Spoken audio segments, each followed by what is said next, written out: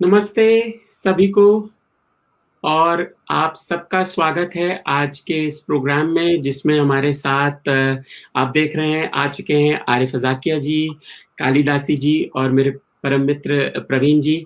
और आज का टॉपिक जो हमने लिया है वो है सनातन सिंबलिज्म और उसके principles and how it's impacting the world. तो आप सबका स्वागत है मित्रों और शुरू करते हैं आज का प्रोग्राम हम लोग। आरिफ जी और कालिदासी जी से एक क्वेश्चन पूछ के कि सनातन धर्म में आप लोगों को क्या पसंद आया और क्या लगा आपको सनातन धर्म को जान के, क्या फीलिंग्स आई।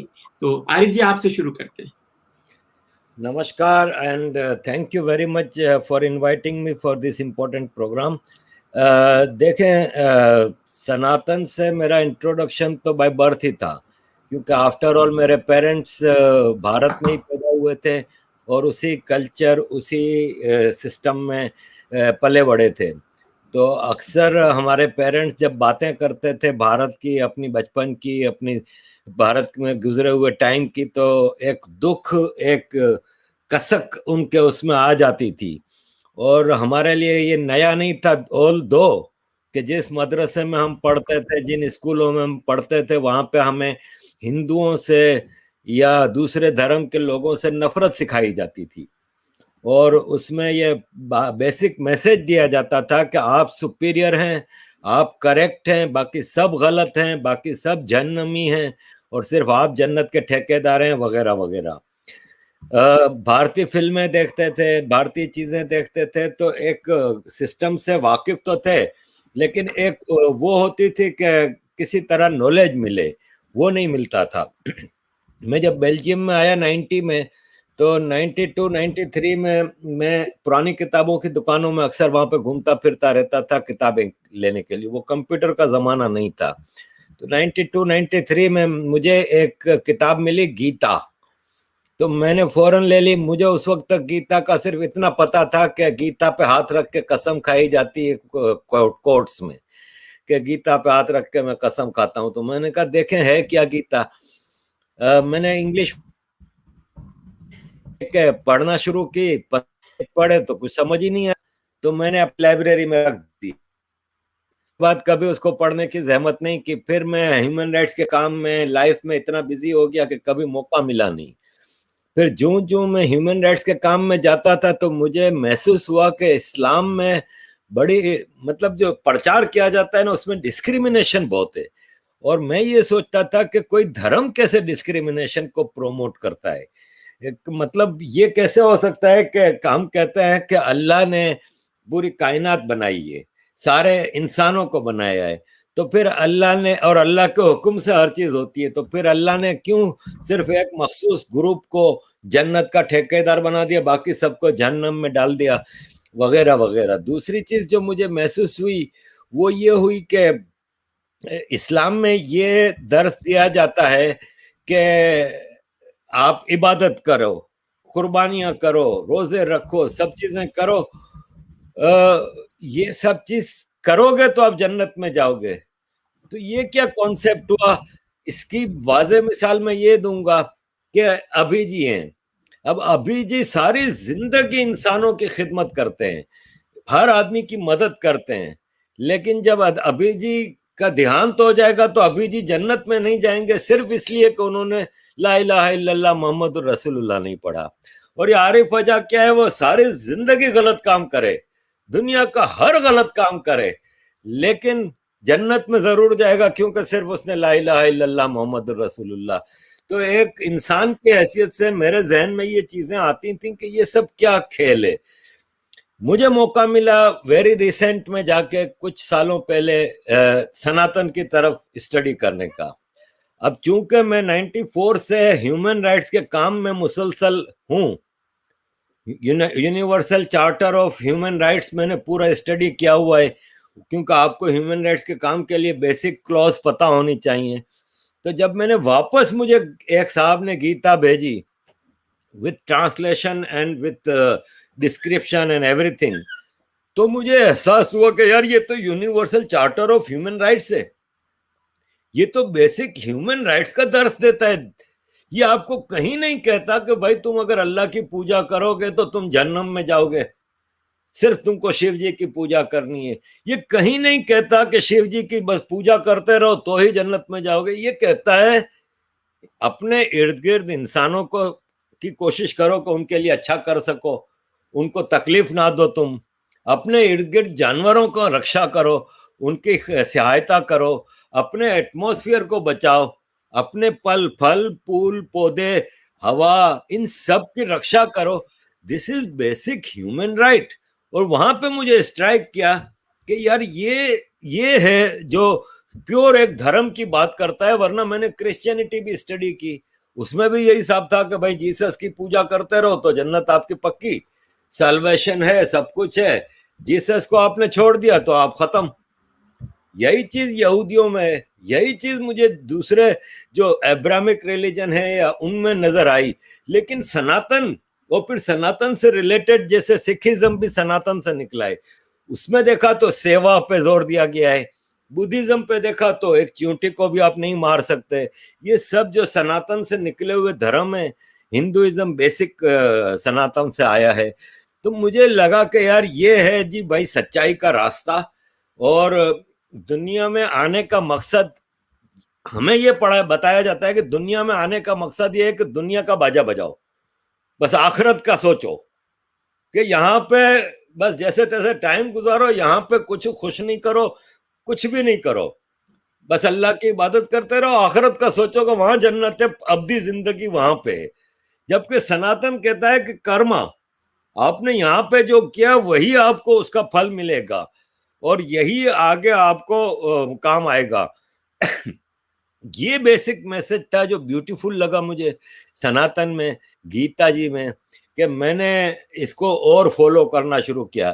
फिर अभी जी जैसे दोस्त मिल गए जिन्होंने मुझे इसके गहराई में चीजें समझानी शुरू की और मुझे लगा कि यार ये है बेसिक मैसेज ऑफ लाइफ। आपका जिंदगी का मकसद क्या है? हर आदमी सोचता होगा कि हम इस दुनिया में आए हैं, हमारी जिंदगी का मकसद क्या है।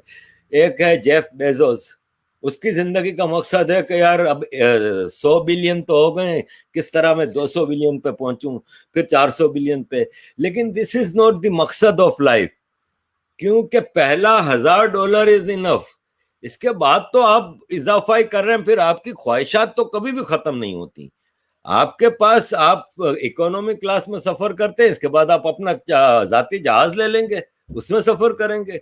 लेकिन पहुंचना लंदन है तो लंदन में आप पहुंच ही जाएंगे, चाहे आप इकोनॉमी क्लास से जाएं कि अपने चार्टर प्लेन से। तो ख्वाहिशात तो खत्म नहीं होती। और गीता आपको यही सिखाती है, सनातन आपको यही सिखाता है कि ख्वाहिशात के पीछे ना भागो, अपने इर्द गिर्द को क्लियर रखोगे, इतना शांति मिलेगी। क्योंकि peace of life is most important thing. If you don't have peace of life, you don't have anything.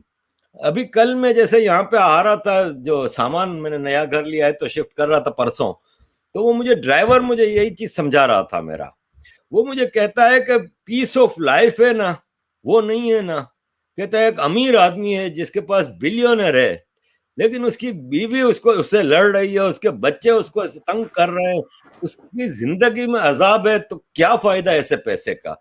लेकिन गरीब आदमी है जो 2 वक्त की सुकून की रोटी तो खा रहा है और रात को अच्छी नींद तो कर रहा है। तो that is the beauty of life. This is the message that I got from Sanatan, कि सनातन ये कहता है कि जितना अपने इर्द गिर्द क्लियर रखोगे, इतना जिंदगी में शांति भी होगी, सुकून भी होगा और पीस ऑफ माइंड होगा। ये ब्यूटीफुल मैसेज है मेरे लिए सनातन का। जी, बहुत बहुत सही आपने बताया आरिफ जी। बहुत धन्यवाद, बहुत बहुत अच्छा मैसेज दिया आपने। कालिदासी जी, आप कुछ शेयर करना चाहेंगे? Ji, namaste, Jai Ma Kali. I am really honored and I'm indebted to all of you for inviting me on this stage and giving me the opportunity to share my experience and my journey.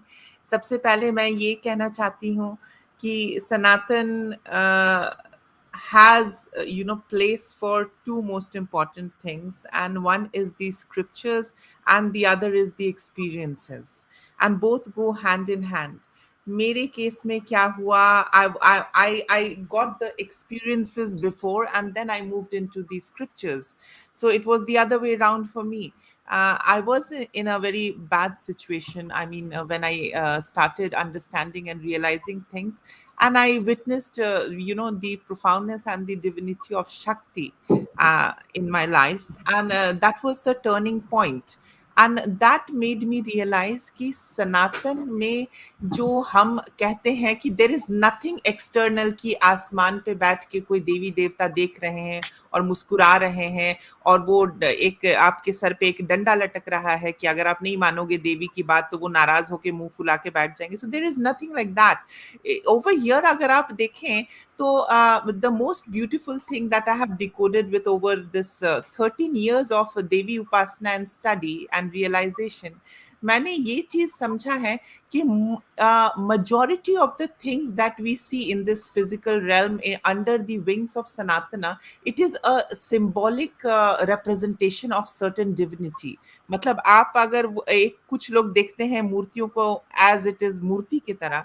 So I mean, I'll give you an example. अगर आप कहें, so I mean, I see Brahma as the creative force. So I mean, you can only be creative if you have knowledge, behind you, right? So then comes the place of Saraswati Ma. The same way, agar aap dekhe, material realm, is being created and administered by Vasudeva. So I mean, Vasudeva is not complete without prosperity, abundance.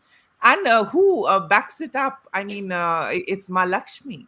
Again, Shiva, and Shiva is backed up with Shakti. And so these are in, sometimes I wonder कि हमारे ऋषि इतने educated थे, मतलब या spiritually evolved थे, कि how beautifully they have narrated things, कि yin and yang, masculine and feminine, soft and more powerful, everything they have compiled in a very complementing form. चाहे वो आप पुराण ले लें, चाहे वो आप शास्त्र ले लें.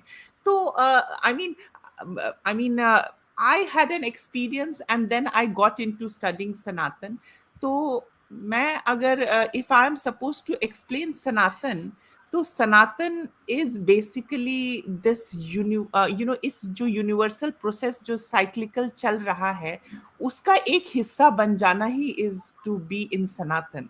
Because sun has its own dharma to perform.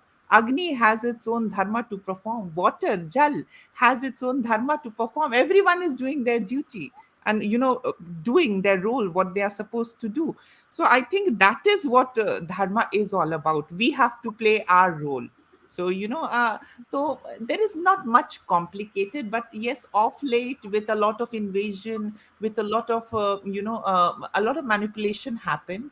And yes, people have fallen when it comes to in terms of consciousness and understanding things, but still the beauty remains, that wisdom remains, and it is definitely indestructible.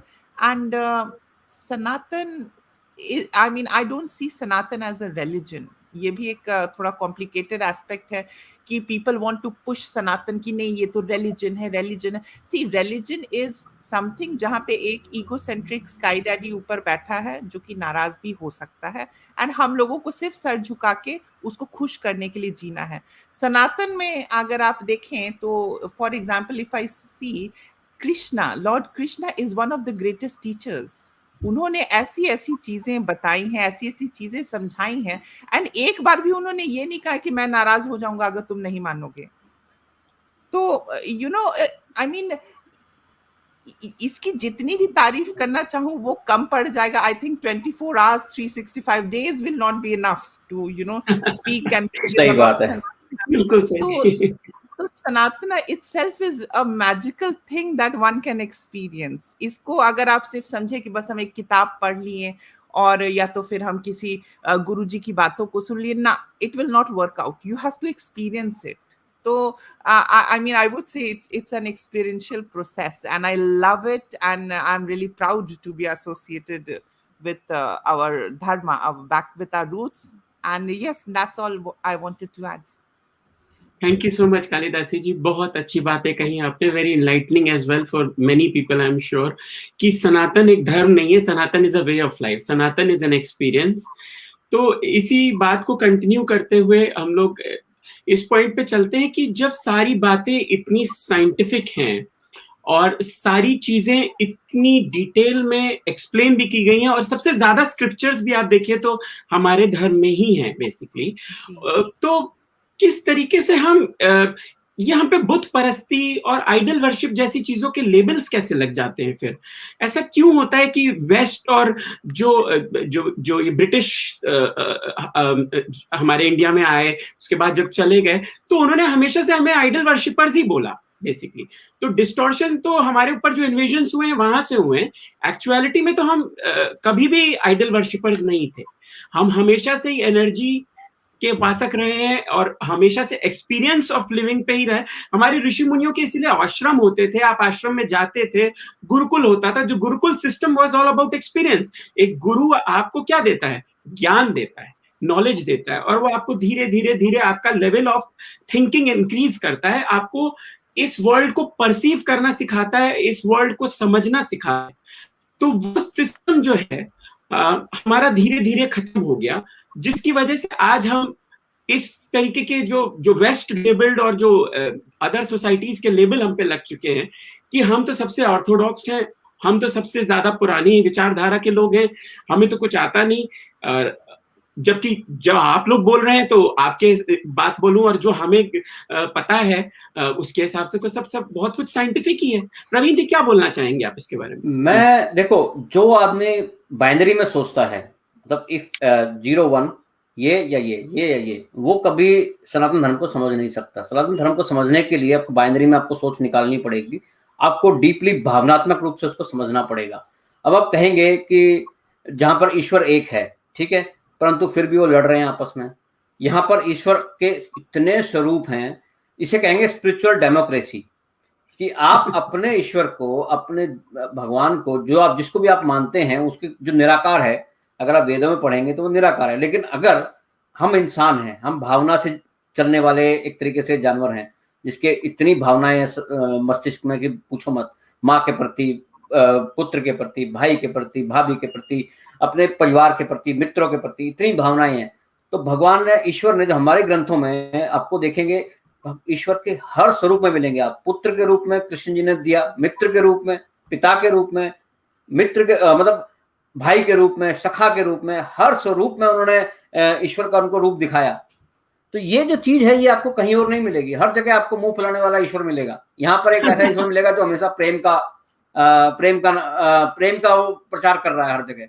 दूसरी चीज ये जो आप कह रहे हैं कि waste से, जो वेस्टर्न आइडिया जो आया वो कमांडमेंट से आया, ठीक है। हमारा आइडिया कभी कमांडमेंट पे रहा ही नहीं। कमांडमेंट का मतलब क्या है? आपको आदेश दे दिए गए कि ये आपको फॉलो करने हैं, चुपचाप आंख मीच के मुंह बंद करके चुपचाप मान लो, क्वेश्चन मत करना। अगर क्वेश्चन करोगे तो उठा के जहन्नम में फेंक दूंगा, ठीक है। आपको सारी वेस्टर्न फिलोसॉफी में सारी कमांडमेंट्स हैं, लेकिन अगर हमारी फिलोसॉफी में देखो एक भी कमांडमेंट नहीं मिलेगी। हर जगह प्रश्न और उत्तर हैं।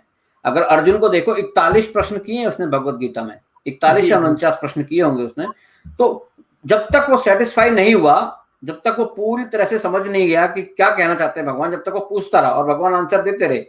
अगर हम वेस्टर्न कल्चर से देखें तो जैसे ही अर्जुन पहला प्रश्न पूछता, भगवान उठा के बोलता चल तू जहन्नम में जा साले, तेरा कोई काम नहीं है यहाँ पर, तूने प्रश्न कैसे कर दिया, ठीक है। तो हमारे उपनिषद अगर आप देखेंगे, सारे उपनिषद वो भी क्वेश्चन आंसर डिबेट्स हैं, डिस्कशंस हैं। हर चीज में प्रश्न पूछा। याज्ञवल्क्य से उसकी पत्नी ने पूछा, भाई तुम मुझे 1000 गायें देकर जा रहे हो, बट तुम कहीं जा रहे हो तो जरूर 1000 गायों से भी ज्यादा मूल्यवान चीज होगी, इसीलिए तो जा रहे हो। पहले मुझे वो समझा के जाओ वो क्या चीज है जो तुम प्राप्त करने जा रहे हो, ठीक है। वो मोक्ष की प्राप्ति के लिए जा रहे थे याज्ञवल्क्य। तो वो जब जाने लगे तो उनसे पूछा उन्होंने अपनी पत्नी से कि भाई तुम्हें क्या चाहिए। तो उसने बोला कि ये जितनी गायें मुझे दे दो। उसने दे दी उनको गाय चुपचाप। तो वो अचंभित हो गई कि एक इतनी सारी गायें मुझे पकड़ा के चल दिया, तो मतलब कुछ तो ऐसा मूल्यवान होगा जो इतनी सारी गायें भी छोड़ के चल दिया ये आदमी। तो वो पीछे पड़ गई उनके कि नहीं मुझे वो मूल्यवान चीज जो आप लेने जा रहे हो मुझे उसके बारे में बताओ। तो उससे एक उपनिषद आ गया, जो वो ज्ञान उन्होंने उसको बताया, उससे पूरा उपनिषद लिख दिया उन्होंने उसके लिए। तो ऐसे ज्ञान जहाँ सारा डिबेट और डिस्कशन से आया है, जहाँ कोई कमांडमेंट नहीं है, कहीं भी ऐसा नहीं बोला गया आपको मानना ही पड़ेगा, नहीं। गीता के बाद भी जब गीता का आदेश उपदेश जो उन्होंने दिया, सारा आदेश नहीं उपदेश, तो उसके बाद भी अर्जुन को बोला भाई देख ये तेरे को नॉलेज दे दिया मैंने, ये सब बता दिया, अब तू तेरी मर्जी है, तेरे को करना कर। मैं गीता को एक सरल रूप से समझाता हूँ आप लोगों को, जिसको सिंप्लीफाई करता हूँ। जो चैनल का हमारा नाम है सिंपली सनातन, तो उसका सिंपली रूप बताता हूँ। हमारी हर किसी की जिंदगी में ड्यूटीज का कॉन्फ्लिक्ट आता है हमेशा। हम जो भी हैं, हमारी लाइफ में अलग अलग ड्यूटीज हैं, जिसे धर्म कहते हैं। जैसे कि आपके पुत्र के प्रति आपकी ड्यूटीज, आपकी पत्नी के प्रति ड्यूटी है, आपके पिता के प्रति ड्यूटी है। जब आप करने जाते हैं अपने कुरुक्षेत्र में, तो आपको पता चलता है कि यार ये भी है, ये भी है। अब एक चीज आपको प्रायोरिटी चुननी होगी, उसे कहते हैं धर्म का कॉन्फ्लिक्ट। वहीं अर्जुन धर्म के कॉन्फ्लिक्ट में पड़ गया था। उसके साथ क्या हुआ, जब वो धर्म युद्ध में गया तो उसने देखा सामने मेरे दादा हैं, मेरे गुरु हैं, मेरे भाई हैं, मेरे रिश्तेदार हैं, सारे मेरे सामने खड़े लड़ रहे हैं। ये तो मेरा एक तरीके से मेरा व्यक्तिगत धर्म हो गया ना उनका, कि उनके प्रति उनका, जैसे कि आपका अपने पिता के प्रति व्यक्तिगत धर्म है, लेकिन अपने देश के प्रति, अपने समाज के प्रति, अपने इस पूरे संसार के प्रति आपका अलग धर्म है। तो वहीं जब वो पड़ गया तो वो कहने लगा कृष्ण जी से कि मैं इनको मार के क्या पाऊंगा, इनको अगर मैं मार दूंगा तो मैं ये राज्य भी पाल लूंगा, तो मेरे को क्या क्या वो मिलेगा, क्या फायदा मिलेगा, क्या खुशियां मिलेंगी। तब कृष्ण जी बोलते हैं, ओ नपुंसक, सीधा उसको बोला है, नपुंसक खड़ा हो, लड़, तेरा काम खुशियां पाना नहीं है, तू क्षत्रिय है। क्षत्रिय का मतलब जो पूरे समाज पर छत्र बनकर खड़ा हो, पूरे समाज की रक्षा करे। तो तेरे ऊपर इस समाज का धर्म है। अगर दुर्योधन के साथ, दुर्योधन जिस तरीके से आतंक मचा रहा है पूरे समाज में, जिस तरीके से लोगों को मार रहा है, जिस तरीके से घर की बहुओं को नंगा नचा रहा है अपने उसमें, अगर वो चलता रहेगा सिर्फ तेरे व्यक्तिगत धर्म के चक्कर में, तो सोचो समाज का कितना विनाश होने वाला है। तो तेरा काम समाज का विनाश करने से रोकना है, ना कि अपने व्यक्तिगत धर्म को लेकर बैठ जाना, रोने लगना है। तो इसलिए नपुंसक खड़ा हो, युद्ध कर, अपना धर्म को निभा। अगर हम आज को इसी वक्त में देखते हैं, आज के मॉडर्न युग में, तो आप अगर आप प्रोफेसर हैं, मान लीजिए आरिफ जी, और आपकी क्लास में एक लड़का नकल करता पकड़ा जाता है, और वो लड़का एक गरीब घर से है, कॉलेज की तरफ से आपको इंस्ट्रक्शन दी गई है कि आपको उस पर केस बनाना है और 3 साल के लिए उसको बैन कर देना है। लेकिन आप देखेंगे यार ये गरीब है, अगर मैं इसको बैन करूंगा तो 3 साल के लिए पढ़ नहीं पाएगा ये, और उसके बाद इसकी जिंदगी खराब होगी, इसके साथ इसके घर वालों की जिंदगी भी खराब हो जाएगी। तो आपका धर्म संकट आ गया आपके पास कि मैं इसको अगर बैन करता हूं तो इस बेचारे की जिंदगी खराब, लेकिन अगर मैं इसको बैन करना मेरा धर्म है, क्योंकि मैं जो प्रोफेसर हूं, तो मेरे को कॉलेज में मुझे ड्यूटी दी है, वो भी मेरी ड्यूटी है। तो आप दोनों में से क्या चुनेंगे? आप सोचेंगे कि यार जो इसके लिए अच्छा हो वो चुनूंगा, तो आप उसको क्या होगा, उसका पेपर छीन लोगे, उसको जा भाई, ज्यादा से ज्यादा वो एक पेपर में फेल हो जाएगा और उसकी बैन होने से बच जाएगा। अगले साल उस कंपार्टमेंट को क्लियर करके वो आगे बढ़ सकता है, ठीक है, एक में फेल होगा। लेकिन अगर आप उसको बैन कर दोगे तो पूरी जिंदगी खराब। तो ये धर्म का कॉन्फ्लिक्ट, इस तरह के कॉन्फ्लिक्ट हमारी जिंदगी में हर जगह आते हैं, उसी को रिजॉल्व करने के लिए गीता है। और यही इसी तरह के हमारे उपनिषद हैं। हम कौन हैं, हम इस धरती पे क्या कर रहे हैं। आपको किसी भी ग्रंथ में ऐसा कुछ नहीं मिलेगा कि इसको मारो, उसको मारो, इसकी कहानी, उसकी कहानी। जो कहानियां बनाई गई हैं वो पुराण हैं। और पुराण की कहानियां क्यों बनाई गई हैं? एज ए मैं IT फील्ड में काम करता हूं, अगर मैं IT फील्ड में देखूं, हमको पहले कमांड प्रॉम्प्ट मिलती थी, ब्लैक स्क्रीन, जिस पर हम लिख लिख के कमांड करते थे। मैं वैदिक धर्म को मैं उसी कमांड प्रॉम्प्ट को मानता हूं। और जब पुराण है उसका ग्राफिक्स वर्जन है, उसको समझने के लिए एक आम आदमी उसको इजीली समझ नहीं सकता। बस यही है मेरी तरफ से। आपको कैसा लगा आप बताइए। नहीं, बिल्कुल सही कह रहे हैं आप प्रवीण जी, लेकिन मेन जी अभी जी, अभी आपने एक बात की कि आइडल वर्शिप का ठप्पा लग गया है, तो भाई साहब जिन्होंने ठप्पा लगाया है वो भी आइडल वर्शिप करते हैं। जीसस के पुतले आपको हर उनके चर्च में मिलेंगे, मेरी के पुतले हर उसमें मिलेंगे। यहूदी जो हैं वो पत्थर से बनी दीवारें गरिया के आगे रोते रहे हैं और दुआएं करते हैं। मुसलमान जो हैं वो पत्थर से बने अल्लाह के घर की पूजा करते हैं, उस 5 बार इसको सजदा करते हैं। जब हम तवाफ करके निकलते हैं तो वहां पे एक मकाम इब्राहिम है, जहाँ पे एक पत्थर का टुकड़ा है जिसपे हजरत इब्राहिम के 2 पांव के निशान हैं।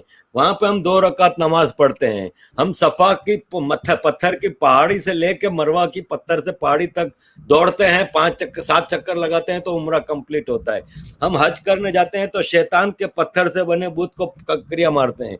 पत्थर के बुत हर मजहब में हैं, खाली हिंदुओं पर ठप्पा लग गया है और कुछ नहीं है जी। और उसका बहुत बड़ा कारण है वो 33 करोड़ देवी देवता वाली जो बात है ना, वो 33 करोड़ आज उसको भी बहुत लोगों को तो पता चल चुका है। बड़ा कारण जो मेरी नजर में सबसे बड़ा कारण जो है ना, वो ये है कि ये जो अब्राहमिक रिलीजन है ना, इसके डिफेंडर बहुत हैं। बदकिस्मत के से आपको हिंदुइज्म में डिफेंडर्स नहीं मिलते। वो सेक्युलरिज्म के चक्कर में आके कि नहीं जी नहीं, वो अपने धर्म का दिफा नहीं करते, विच इज ओरिजिनल धर्म। ये सब तो नए धर्म है, ये तो हजारों साल से पुराने धर्म है, दुनिया का सबसे पुराना धर्म है ये। इसके डिफेंडर आपको नहीं मिलेंगे। This is very bad luck. आपके एक चीफ जस्टिस थे काच्छू जी।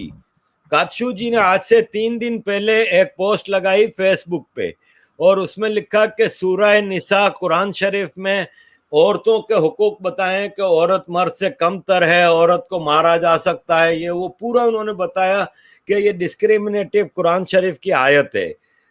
2 घंटे बाद उन्होंने अपनी पोस्ट डिलीट कर दी। आज उन्होंने उसको डिफेंड किया है कि मैंने इसलिए पोस्ट डिलीट की कि मुसलमान नाराज हो रहे थे। मतलब आप देखें कि भाई तुम सच तो बोल रहे हो ना, तो फिर कोई नाराज होता है तो आप सच को हटा रहे हो, सच को छुपा रहे हो, जबकि आपका सच्चा जो धर्म है उसका डिफेंड नहीं करते, आप उसके खिलाफ बोलते हैं। तो ये बड़ी बदकिस्मती है। जी, बिल्कुल, बिल्कुल। और इसमें जैसे मैं बोल रहा था कि आज से 75,000 साल पहले या 1 लाख साल पहले हम चलते हैं, बहुत बड़ी एक आपदा आई थी जिसे बोलते हैं टोरा का जो वोल्केनो फटा था, और बोलते हैं कि उसने भारत की सारी जमीन तक का वो फैल गया था। तो आप अगर सोचिए उससे पहले भी कुछ हमारा रहा होगा सनातन धर्म का, जैसा कि हमारे डेटेड कैलेंडर्स बोलते हैं और सारी चीजें बोलते हैं, तो वो तो डिस्ट्रॉय हो गई ना। और उसके बाद फिर बची कुची तो पिछले 1000 साल में जो हुआ है वो तो सभी ने देखा कि पहले इस्लाम ने कैसे भारत पे इतने आक्रमणकाएं आए हैं, और उसके बाद फिर ब्रिटिशर्स ने। तो हिस्ट्री बचे कैसे, सिविलाइजेशन बचे कैसे? और राइटिंग तो आज से 3-4 हजार साल पहले ही इन्वेंट हुई है। इससे पहले तो राइटिंग नाम की या पेपर कोई चीज बैकग्राउंड में और दुनिया जहां की रिसर्च करके हम चेक कर चुके हैं, मेसोपोटामिया, बेबीलोन, उससे भी पहले की भी किसी भी सिविलाइजेशन को उठा लीजिए, राइटिंग के तो कुछ मिलता नहीं है। जो भी था स्टोन्स पे लिखा हुआ था, पैलोथिटिक बोला जाता था उसे। तो आप अगर ध्यान, इसीलिए सनातन को बोला जाता है कि श्रुतियों में पास किया गया है। हमारे ऋषियों मुनियों ने सारी बातें तो श्रुतियों में अपने डिसाइपल्स को पास की, गुरुकुल परंपरा के थ्रू, और वो धीरे धीरे धीरे पास होती गई। फिर वेद व्यास जी और दूसरे ऋषि मुनि जो भी थे, जो लिखने का टाइम जब आया तो उन्होंने लिखना शुरू किया, और लिख लिख के हमारे ग्रंथ तैयार हुए। तो इसी में मेरा अपना जो पर्सनल इसमें थॉट प्रोसेस है आरिफ जी, कि ब्रह्मा और विष्णु, महेश और शक्ति, ये जो तीनों हैं बहुत इंपॉर्टेंट डिपिक्शंस हैं कॉन्सेप्ट्स के, जिसे हमने एक्सप्लेन करने की भी कोशिश की है बार बार सिंपली सनातन पे और भी दूसरे एवेन्यूज पे, कि अगर आप समझे तो किसी भी चीज की स्टार्टिंग के लिए आपको, जैसे कालिदासी जी ने भी वही बात बोली, स्टार्टिंग के लिए आपको क्या चाहिए? एक क्रिएटिव एनर्जी चाहिए, तो वो हमारे ब्रह्मा जी है ना। अब उसी का डिपिक्शन किस फॉर्म में किया गया है और किस किस तरीके से किया गया, इसको भी बड़ा ओपन एंडेड छोड़ा गया है। आप देखिए तो कुछ लोग ब्रह्मा जी को जो है अलग तरीके से मान लेते हैं, कुछ लोग बोलते हैं कि नहीं वो विष्णु जी के नाभि कमल से हैं, और हर चीज की एक एक्सप्लेनेशन जो प्रोसेस है।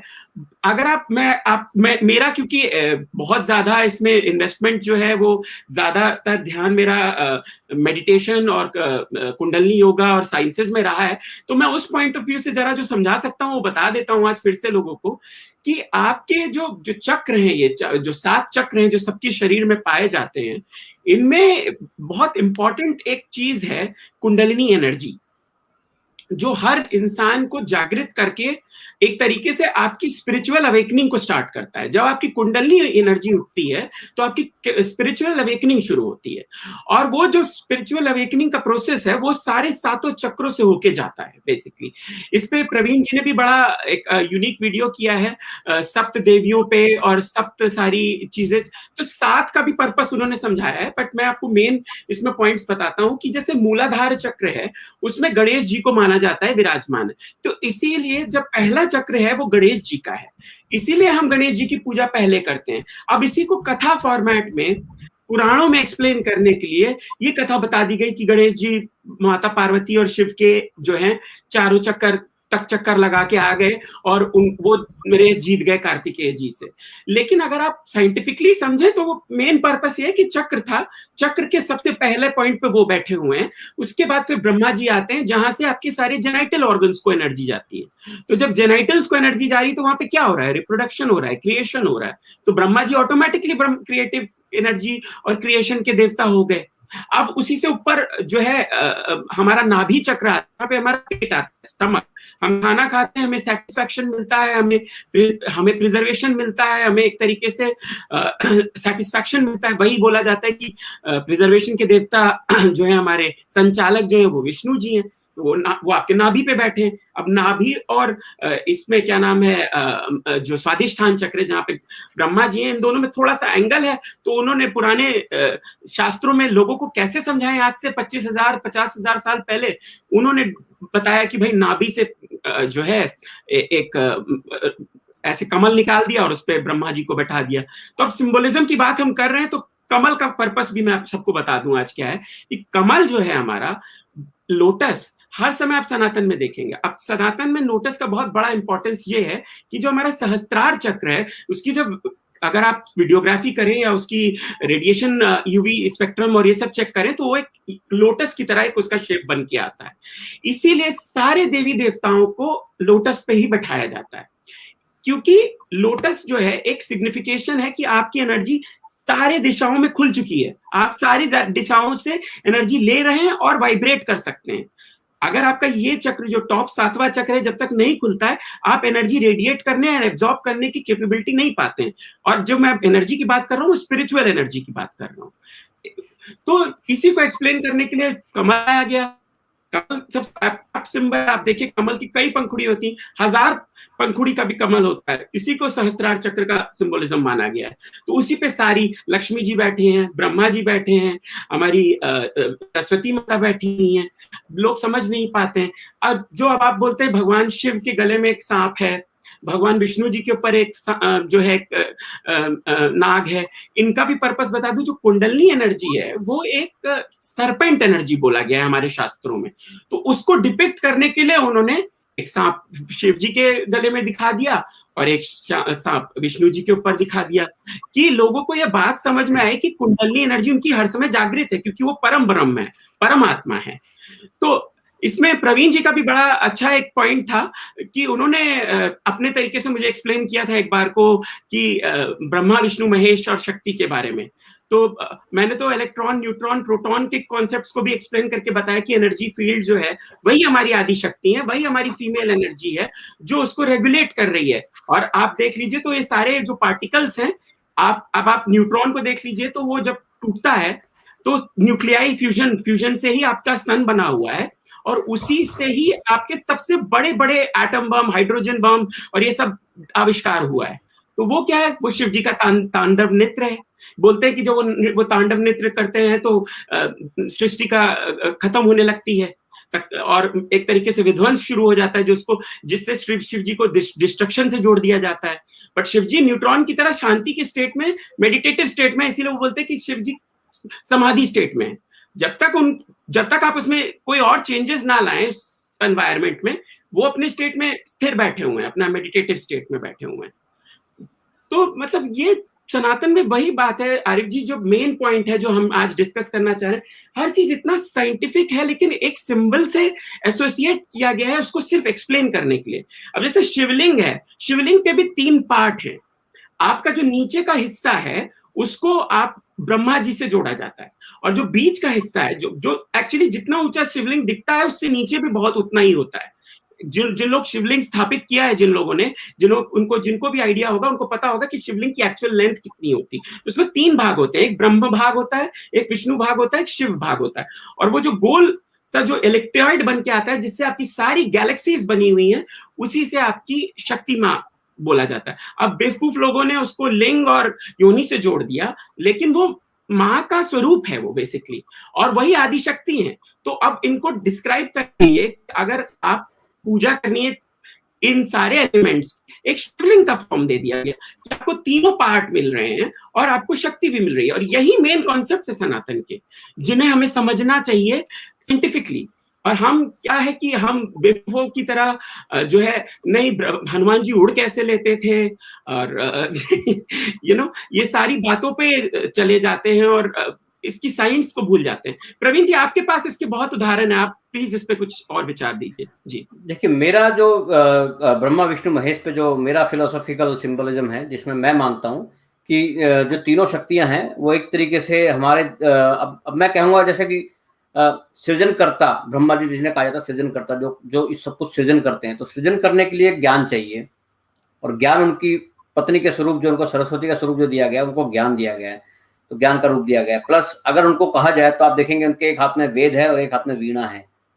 तो वेद पढ़कर आदमी नीरस हो जाता है, क्योंकि इतना ज्ञान उसको मिल जाता है कि वो कुछ और समझने लायक नहीं रहता। तो इसलिए इनको वीणा दी गई है कि वेद पढ़ और वीणा म्यूजिक भी सुन, ताकि तू ज्ञान के साथ साथ इस संसार से जुड़ा रहे, अदरवाइज वो संसार से टूट जाएगा। ठीक है, तो ये ब्रह्म का स्वरूप है कि आपको कुछ सृजन करना है, कुछ बनाना है, तो आपको ज्ञान चाहिए। उसके बाद हम कहते हैं विष्णु जी, जैसे कि अब हर व्यक्ति अपने घर चलाता है, तो घर चलाने के लिए उसको क्या चाहिए? उसको लक्ष्मी चाहिए, मतलब उसको वेल्थ चाहिए, उसको मनी चाहिए, उसको साधन चाहिए। तो लक्ष्मी जी क्या है? वेल्थ, साधन, धन। तो अगर हम कहेंगे कि प्रिजर्वर, यानी कि जो प्रिजर्व कर रहा है विष्णु है, तो उसको उसके साथ अर्धांगिनी है लक्ष्मी जी।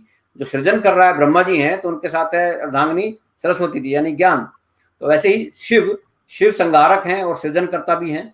उनके ही एनर्जी से विष्णु जी और ब्रह्मा जी पैदा होते हैं।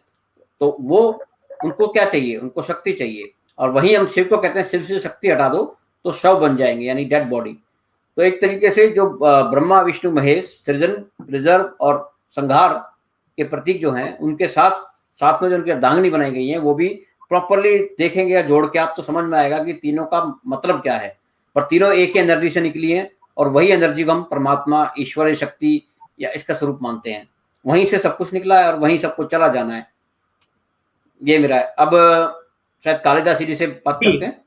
जी, कालिदासी जी से मैं ये पूछना चाहता हूँ कि हमारे यहाँ जो एक कॉन्सेप्ट है इसका कि हम स्वास्तिक बनाते हैं और ये सिंबल है और इसको हम हर जगह यूज करते हैं, इसको हिटलर की नाजी से जोड़ दिया गया। आपका इस पे क्या कहना है कालिदासी जी? जी, मुझे जहां तक लगता है हिटलर वाला जो सिंबल है that is absolutely opposite and it's nowhere related to the swastika that we have. But देखें, अगर इफ समवन इज एडमेंट कि हमें प्रोपेगेंडा रचना है, तो वो तो फिर कुछ भी कह देंगे ना। वो तो फिर कह देंगे कि नहीं, Shiv ji was mentioned in Quran also and in Hadith also. So I think there is no similarity, because that is absolutely a different symbol altogether, जो Nazis का symbol है, compared to the swastika that we have in our Sanatan tradition. And apart from that, I would also want to add, आप यहाँ पे बात कर रहे थे बुत परस्ती के बारे में, idol worship, idolaters के बारे में, तो इसके ऊपर भी I wanted to share something कि जब एब्राहमिक्स आए तो they could not perceive and understand कि आखिर ये क्या सिंबलिज्म है, because they were illiterate people. So उन लोगों को इतना ज्यादा ज्ञान नहीं था, बिकॉज अगर आप देखें तो वहाँ उस टाइम में नेबेथियंस का एरा था, वहां पे नेबेथियन ट्राइब्स भी थी और सिविलाइजेशन भी एग्जिस्ट करती थी इन Arabia and in those location. तो वहां पे बहुत सारी देवियां भी थी, जैसे अल्लात थी, मनात थी, और बहुत सारी देवियां थी उनकी। सो उसमें एक देवी जो कि अल्लात हैं, या आई थिंक इट्स मनात, आई डोंट रिमेम्बर, वो शेर के पास हैं खड़ी, उनको दिखाया गया है। Now there is a huge probability that it could be शेरे वाली माता also. I mean, I'm just saying, मतलब vaguely. तो देखें कि एक इंसान जो कि मतलब अगर let's put it in this way, जो जाहिल है, वो कैसे समझेगा कि I mean for them it will be a joke कि कोई प्लैनेट्स को भी देख सकता है धरती से। उनके लिए वो बहुत बड़ी बात हो जाएगी। अब अगर कोई जाहिल है और उसके सामने कोई इंसान उड़ रहा है, तो उसके लिए फिर वो एक मतलब वो उनको एक गॉड की तरह देखने लगेगा।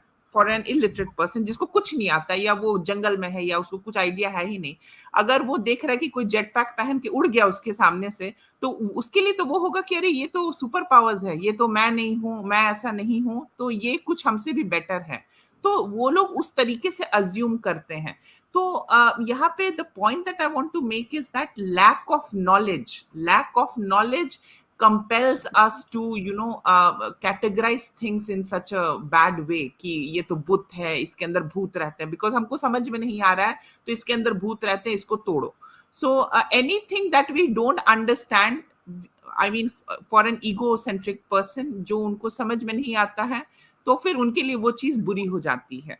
तो that is what happened with the advent of Abrahamics. और Abrahamics का एक और स्ट्रैटेजी था कि सारे इन लोगों ने लाइब्रेरीज को तबाह किया, चाहे वो इंडियन लाइब्रेरीज हो, और एक हमारी 5th सेंचुरी BC की लाइब्रेरी थी, आई थिंक ग्रीस में, तो वहां उसको भी इन लोगों ने, रोमन्स ने वहां पे अटैक करके उसको खत्म किया. वहां पे बहुत सारी स्क्रिप्चर्स थी, हमारी धार्मिक स्क्रिप्चर्स, और बहुत सारी चीजें वहां पे इकट्ठा की गई थी. So basically they attack on the civilization, they attack on the knowledge. So Abrahamics का ये चाल हमेशा से रहा है, to attack and remove the knowledge base. अगर नॉलेज बेस हट गया तो ऐसे हम कुछ भी, फिर उनको हम बेवकूफ बना सकते हैं, कुछ भी बोल देंगे, अरे नहीं तो आप लोग तो गंदे हो, अरे नहीं आप लोग का तो सब सिस्टम ही गलत है. So yes, I mean there is a huge amount of manipulation, and I mean it's sad, but to tell you all, Sanatan is so profound and divine, it will forever prevail no matter what. कहीं ना कहीं वो दिया, वो ज्योत जलती रहेगी. Until the time that is there, we will be there. Yes. नहीं, बिल्कुल बिल्कुल सही कहा आपने कालिदासी जी की नॉलेज को डिस्ट्रॉय कर दो तो बहुत अपने आप फिर लोगों को थोड़ा सा गुमराह कर सकते हैं, बेवकूफ बना सकते हैं. और यही प्रयास किया गया है हमारे साथ. और इसमें जो है एक जो थोड़ा सा कॉम्प्लिकेशन जो हमने अभी टच किया था कि वो है कि पुराणों को समझने की जरूरत है, कि पुराण जो है वो एक साइंटिफिक एक्सप्लेनेशन नहीं है, वो एक पोएटिक एक्सप्लेनेशन है, स्टोरीज के थ्रू, आर्ट्स के थ्रू, कि इन कॉन्सेप्ट्स को एक्सप्लेन करने की कोशिश की गई है बेसिकली, कि क्या है ये कॉन्सेप्ट्स, कैसे हैं ये कॉन्सेप्ट्स. अब जैसे 33 करोड़ देवी देवता जो बोला जाता है, वो सब अब तो बहुत लोगों को पता चल चुका है, लेकिन कितने टाइम तक का वो एक नैरेटिव की तरह चलाया गया हमारे खिलाफ कि हम 33 करोड़ देवी देवता, वो तो 33 कोटि देवी देवता है, 33 तरीके के देवी देवता हैं. उसमें कुछ 12 के तरीके के शायद आदित्य हैं, 11 तरीके के रुद्र हैं, 7-8 वासु हैं, 2 अश्विन कुमार हैं. तो इनकी हम क्यों पूजा कर रहे हैं और क्यों ये कर रहे हैं, इसको जो हम अगर एक्सप्लेन करना चाहें तो बेसिक कॉन्सेप्ट वही आ जाता है कि देव क्या है, जो हमें दे रहा है, देवता जो हमें कुछ दे रहा है. तो इसीलिए हम इंद्र, वरुण और ये सब है क्या, सोलर एनर्जी, यू नो, अपनी थर्ड एनर्जी, अपनी आग, है ना, और इसके अलावा अपनी जितनी भी हम डिफरेंट तरीके की आपकी एनर्जीज हैं उनकी पूजा कर रहे हैं, है ना. और जो आपके डिफरेंट तरीके के वासुज हैं, जो आपकी धरती हो गई, अग्नि है, द्वैस हो गया, ध्रुव हो गया, ये सब डिपिक्शंस है बेसिकली डिफरेंट एनर्जी कॉन्सेप्ट्स के. हम इनकी पूजा कर रहे हैं क्योंकि ये कुछ ना कुछ तो हमें दे रहे हैं ना. और आज साइंस भी यही मान रहा है. और इस चीज को एक नैरेटिव चेंज करके 33 करोड़ देवी देवता बना दिया गया कि हिंदू तो 33 करोड़ देवी देवता मानते हैं. हम 33 टाइप के, सिर्फ कोण का मतलब है टाइप, उसकी उपासना करते हैं, उसकी पूजा करते हैं, जो कि ज्यादातर एनर्जी से ही रिलेटेड है. क्यों प्रवीण जी, मैं सही कह रहा हूँ? सही बात, बिल्कुल सही बात बोली. बहुत सारी चीजें ऐसी हैं जिनको चेंज कर, इवन अगर आप देखेंगे तो 3 शब्द हैं हमारे धर्म में. पहला है देवता, दूसरा है भगवान और तीसरा है ईश्वर. इन तीनों को वेस्ट में गॉड बोला जाता है, जबकि ये तीनों का फिलोसॉफी टोटली डिफरेंट, अलग है हमारे समाज में. हम भगवान और ईश्वर और देवता तीनों बिल्कुल अलग अलग चीजें हैं. देवता मतलब देने वाला, जो भी ईश्वर शक्तियां हैं, जो हम जिनसे हम जीवन जीते हैं, वायु से, अपना जल से या अग्नि से या सूर्य से जो भी ऊर्जा हम लेते हैं, वो सभी हमारे लिए देवता हैं. हम उनका सम्मान इसलिए करते हैं ताकि उनसे हमें ऊर्जा मिलती रहे, उनको हम सम्मान देते रहें. इवन आप देखेंगे कई जगह पेड़ों को भी देवता माना जाता है. पीपल और बरगद के पेड़ों को बहुत रिस्पेक्ट की जाती है, वहां पर उनकी पूजा की जाती है उनको. हाँ, क्योंकि वहां से हमें ऑक्सीजन मिलती है. गायों को भी हम बहुत पूजते हैं, क्योंकि गायों से जो हमारे को जो संसाधन मिलते हैं कृषि के लिए या अन्य चीजों के लिए, वो हमारे लिए बहुत उपयोगी हुए हैं, जो और जानवर नहीं दे पाता है. तो इसीलिए गाय को भी बहुत उपयोगी माना गया, तो इसको हमने देवी का नाम दे दिया. तो जितने भी हमारे समाज के लिए, मानवता के लिए उपयोगी चीजें हैं, जो इस नेचर ने दी हैं, उसको सनातन धर्म ने पूज्य बना दिया, उसको देवता बना दिया, देने वाला. ये तो हमें देता है भाई, इससे तो हमें बहुत बेनिफिट मिलते हैं. हमारी समाज को बहुत अच्छा पालन पोषण करने के लिए अपना ये सब कुछ मिल जाता है इनसे. तो ये हमारे लिए देवता हैं, देवी हैं. तो हमारे समाज में जो भी ईश्वर शक्ति जिसने हमें दिया उसको हमने देवता बना दिया। भगवान, अब भगवान क्या है? पंच तत्व हो गए, भय ग व आ न, भू गगन वायु अग्नि नीर। तो इन पांचों तत्वों से मिला हुआ कोई भी व्यक्ति जिसमें ईश्वरीय गुण होंगे, जो अपने संसार का, या दो तरह की चीजें दिखे, जो पालन करता है हमारे संसार का उसको विष्णु की उपाधि दे दी गई। जैसे राम कृष्ण, जिन्होंने संहार किया उनको रुद्र की उपाधि दे दी, जैसे हनुमान जी, या परशुराम जी को भी बोला जाता है, एक तरह रुद्र अवतार बोला जाता है उनको, विष्णु अवतार भी बोला जाता है और रुद्र अवतार भी बोला जाता है उनको कई जगह पर, क्योंकि उन्होंने संहार किया। तो जितनी भी संहारक शक्तियां हैं उनको, जिन्होंने जो गंदी ताकत है उनको संहार करके समाज की सफाई की, उनको एक तरीके से हम रुद्र अवतार बोल देते हैं, शिव का अवतार बोल देते हैं। जिन्होंने संसार का पालन किया, पोषण किया, संसार को अच्छा रास्ता दिखाया, उनको हम विष्णु अवतार बोल देते हैं। तो वो ईश्वर शक्ति लेके आते हैं। ईश्वर जिसका कोई आकार नहीं, इवन अगर भगवत गीता पढ़ेंगे तो भगवत गीता में यही तो बोला गया है कि मेरा कोई आकार नहीं है, मेरा कोई रूप नहीं है, मेरा कोई रंग नहीं है, परंतु मेरे भक्त मुझे जिस रूप में देखना चाहें, जिस रूप में पूजना चाहें, मैं उसको स्वीकार करता हूं, क्योंकि वो भावनात्मक हैं। वो हर व्यक्ति बिना भावना के नहीं जुड़ सकता। अगर आप एक कृषक से या किसी ऐसे व्यक्ति से जो बहुत दिन भर मेहनत करता है, उसको बोलेंगे बेटा वेद पढ़ बैठ के, तो वो कहेगा यार मैं वेद पढ़ूंगा 1 घंटा 10 दिन बैठ के तो मैं क्या सीखूंगा, इतना टाइम मुझे, मैं इतने में तो कितना अन्न उपजा लूंगा, कितनी सब्जियां उगा लूंगा, उस पर टाइम नहीं है ना। उसको कोई सरल भाषा में आप देंगे इजी तरीके से कि भैया ये कहाँ दे कि ये कहानी पढ़ ले, इतनी अच्छी कहानी है, कथा के रूप में दे दिया उसको, वो उसको इजीली समझ जाएगा। जैसे कि अब हम कंप्यूटर में देख लेते हैं, अगर आप कंप्यूटर में डॉस दे दो किसी को, कमांड प्रॉम्प्ट कहें इस पे कंप्यूटर चला ले तो काम कर ले, तो वो कहेगा यार मैं क्या करूंगा, मैं कौन सी कमांड, मुझे तो ना तो फाइल बनानी आती है, ना मुझे कुछ देखना आता है, ना मुझे वीडियो चलाने के लिए उसको कमांड लिखनी पड़ेगी, हर चीज के लिए उसको याद करना पड़ेगा, तो वो तो कंप्यूटर छोड़ के भाग जाएगा ना। लेकिन अगर आपने विंडोज दे दी उसको, या आजकल मोबाइल फोन के अंदर इतना इंटरेक्टिव वो दे दिया सिस्टम आपने, तो क्या हुआ, वो इजी उसको इंटरेक्ट कर पा रहा है। आज बच्चे भी मोबाइल चला पा रहे हैं, उनको इतना नॉलेज है आजकल मोबाइल पे, बैठा दो उनको, फट वीडियो चला लेंगे, सब कुछ कर लेंगे। लेकिन अगर आप उनको कमांड प्रॉम्प्ट पकड़ा दो कि ये आपका कमांड प्रॉम्प्ट है, इस पे बैठ के आप बच्चे को दे दो, बच्चा फेंक के मारेगा मोबाइल को। तो उसी तरीके से हमारे पुराणों की कथाएं जो दी गई हैं, वो इस तरीके से इतना आसान बना दिया वेदों के नॉलेज को सिंबॉलिक रूप देके। जैसे कि आपको बताता हूँ, सावन का महीना है, अभी हमारे यहाँ क्या होता है, सावन में शादियां नहीं होती हैं। कोई भी अच्छा कार्य है, हम जो भी करते हैं, कोई भी शादी ब्याह या कुछ भी ऐसा काम जो हम करते हैं, सावन के महीने में नहीं करते हैं। हमारा एक नवंबर के महीने के आसपास आता है देव उठने की आस। उस दिन कहते हैं हम देव उठ गए, और उस दिन से हमारे सारे शुभ कार्य आरंभ होते हैं। कई लोग कहते हैं यार ये क्या है, ये तो एक आडंबर है, ढकोसला है, ये है ढोंग है।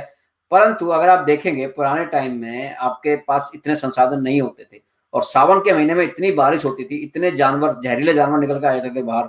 जैसे उनके बिलों में पानी भर जाता था तो सांप सारे बाहर आ जाते थे, ठीक, कैचुए और ये जितने आपके जितने भी जानवर, जहरीले जानवर हैं, सब बाहर रोड पे आ जाते थे, सड़कों पे आ जाते थे। तो आप अगर कोई प्रोग्राम करेंगे, बारिश आ गई और किसी को भी किसी जंतु ने काट लिया, जहरीले जानवर ने काट लिया, तो उसको तो बीमारी हो जाएगी। प्लस इस मौसम में इतनी बीमारियां भी होती थी, तो लोग अपनी बीमारियां जो हो जाती थी वो दूसरों को देते थे बीमारियां, आसानी से वो ट्रांसफर हो सकती थी बीमारियां। तो इसीलिए इस महीने को, इन तीनों महीनों को बंद करने के लिए ये सब चीजें क्या कहा कि देव सो गए, यानी देव कहाँ चले गए, समुद्र में चले गए विष्णु जी, और अब समुद्र में चले गए, सो गए। जब वो उठ के आएंगे, जब आप करना स्टार्ट, तो जो विष्णु जी का स्वरूप दिया है वो 12वां आदित्य है, उनको विष्णु जी को 12वां आदित्य ही बोला जाता है, यानी कि सूर्य भगवान। तो कहते हैं ना, सूर्य चले गए समुद्र में, यानी कि बादलों के पीछे छुप गए हैं, अब तुम्हारे पास पानी ही पानी है, तो तुम समुद्र में आ चुके हो, तो इतना पानी है, इस पानी में तुम कोई अशुभ कार्य कर नहीं सकते। जब तुम वापस धरती पर आओगे, जब तुम्हारा सब कुछ सूख जाएगा, सब कुछ साफ हो जाएगा, जब तुम करो ये प्रोग्राम। तो इसीलिए देव उठने की आस के दिन हम सारे प्रोग्राम स्टार्ट करते हैं। तो ये जो, इसको अगर आप वैसे बोलेंगे लोगों को तो लोग कहेंगे अरे छोड़ना, हम तो करेंगे। लेकिन अगर आपने इस तरीके से सिंबॉलिक रूप में दे दिया तो लोग समझते हैं ओके अब हम नहीं करेंगे ये चीज। तो इसी तरह हर चीज को इस तरह का सिंबॉलिक रूप दिया गया है जिसको आप इजीली समझ सकें। एक आम आदमी को जिसको नहीं समझ में आता, जो वेद नहीं पढ़ सकता, बड़े बड़े ग्रंथ नहीं पढ़ सकता, उसको आप समझा सकते हैं इजीली ना। तो वो पुराण है, वही सिंबॉलिक रूप है हर चीज का जी। हाँ, अब जी आरिफ जी, तो एक क्वेश्चन जो है कई बार लोग उठाते हैं कि हम हिंदू अगरबत्ती जलाते हैं, हम परिक्रमा करते हैं, और ये सारी चीजें जो रहती हैं। बट अगर आप देखें तो काफी चीजें तो इस्लाम ने भी यही सारा बोरो कर रखा है। मुझे तो लगता है कुछ नया तो इस्लाम ने भी नया डिस्कवर नहीं किया। सारी चीजें बोरो की हुई हैं और सारी चीजें हिंदुओं से बोरो की हुई हैं। हम जो तस्बीह पढ़ते हैं वो रुद्राक्ष है। हम जो रोजा रखते हैं वो व्रत है, वो हजारों साल से हिंदुओं में रखा जाता है। हम जो 7 चक्कर काटते हैं तो 7 चक्कर पीपल के काटे जाते हैं हिंदुइज्म में। हम एहराम बांधते हैं। मैंने अभी एक वीडियो देखी कि एहराम पूरा जो सफेद कपड़े जो 2 बांधते हैं वो सेम हिंदुओं के जो एक रिलीजियस उसमें बच्चों। हम वुजू करते हैं। मैंने अभी एक गुरुकुल की वीडियो देखी जिसमें बच्चों को हाथ धोना वगैरह सिखाया जाता है। तो हम वुजू करते हैं, यूं हाथ धोते हैं वो बच्चे, फिर यूं पानी लेके यूं करते हैं, फिर यूं करते हैं। ये सब हम करते हैं वुजू में।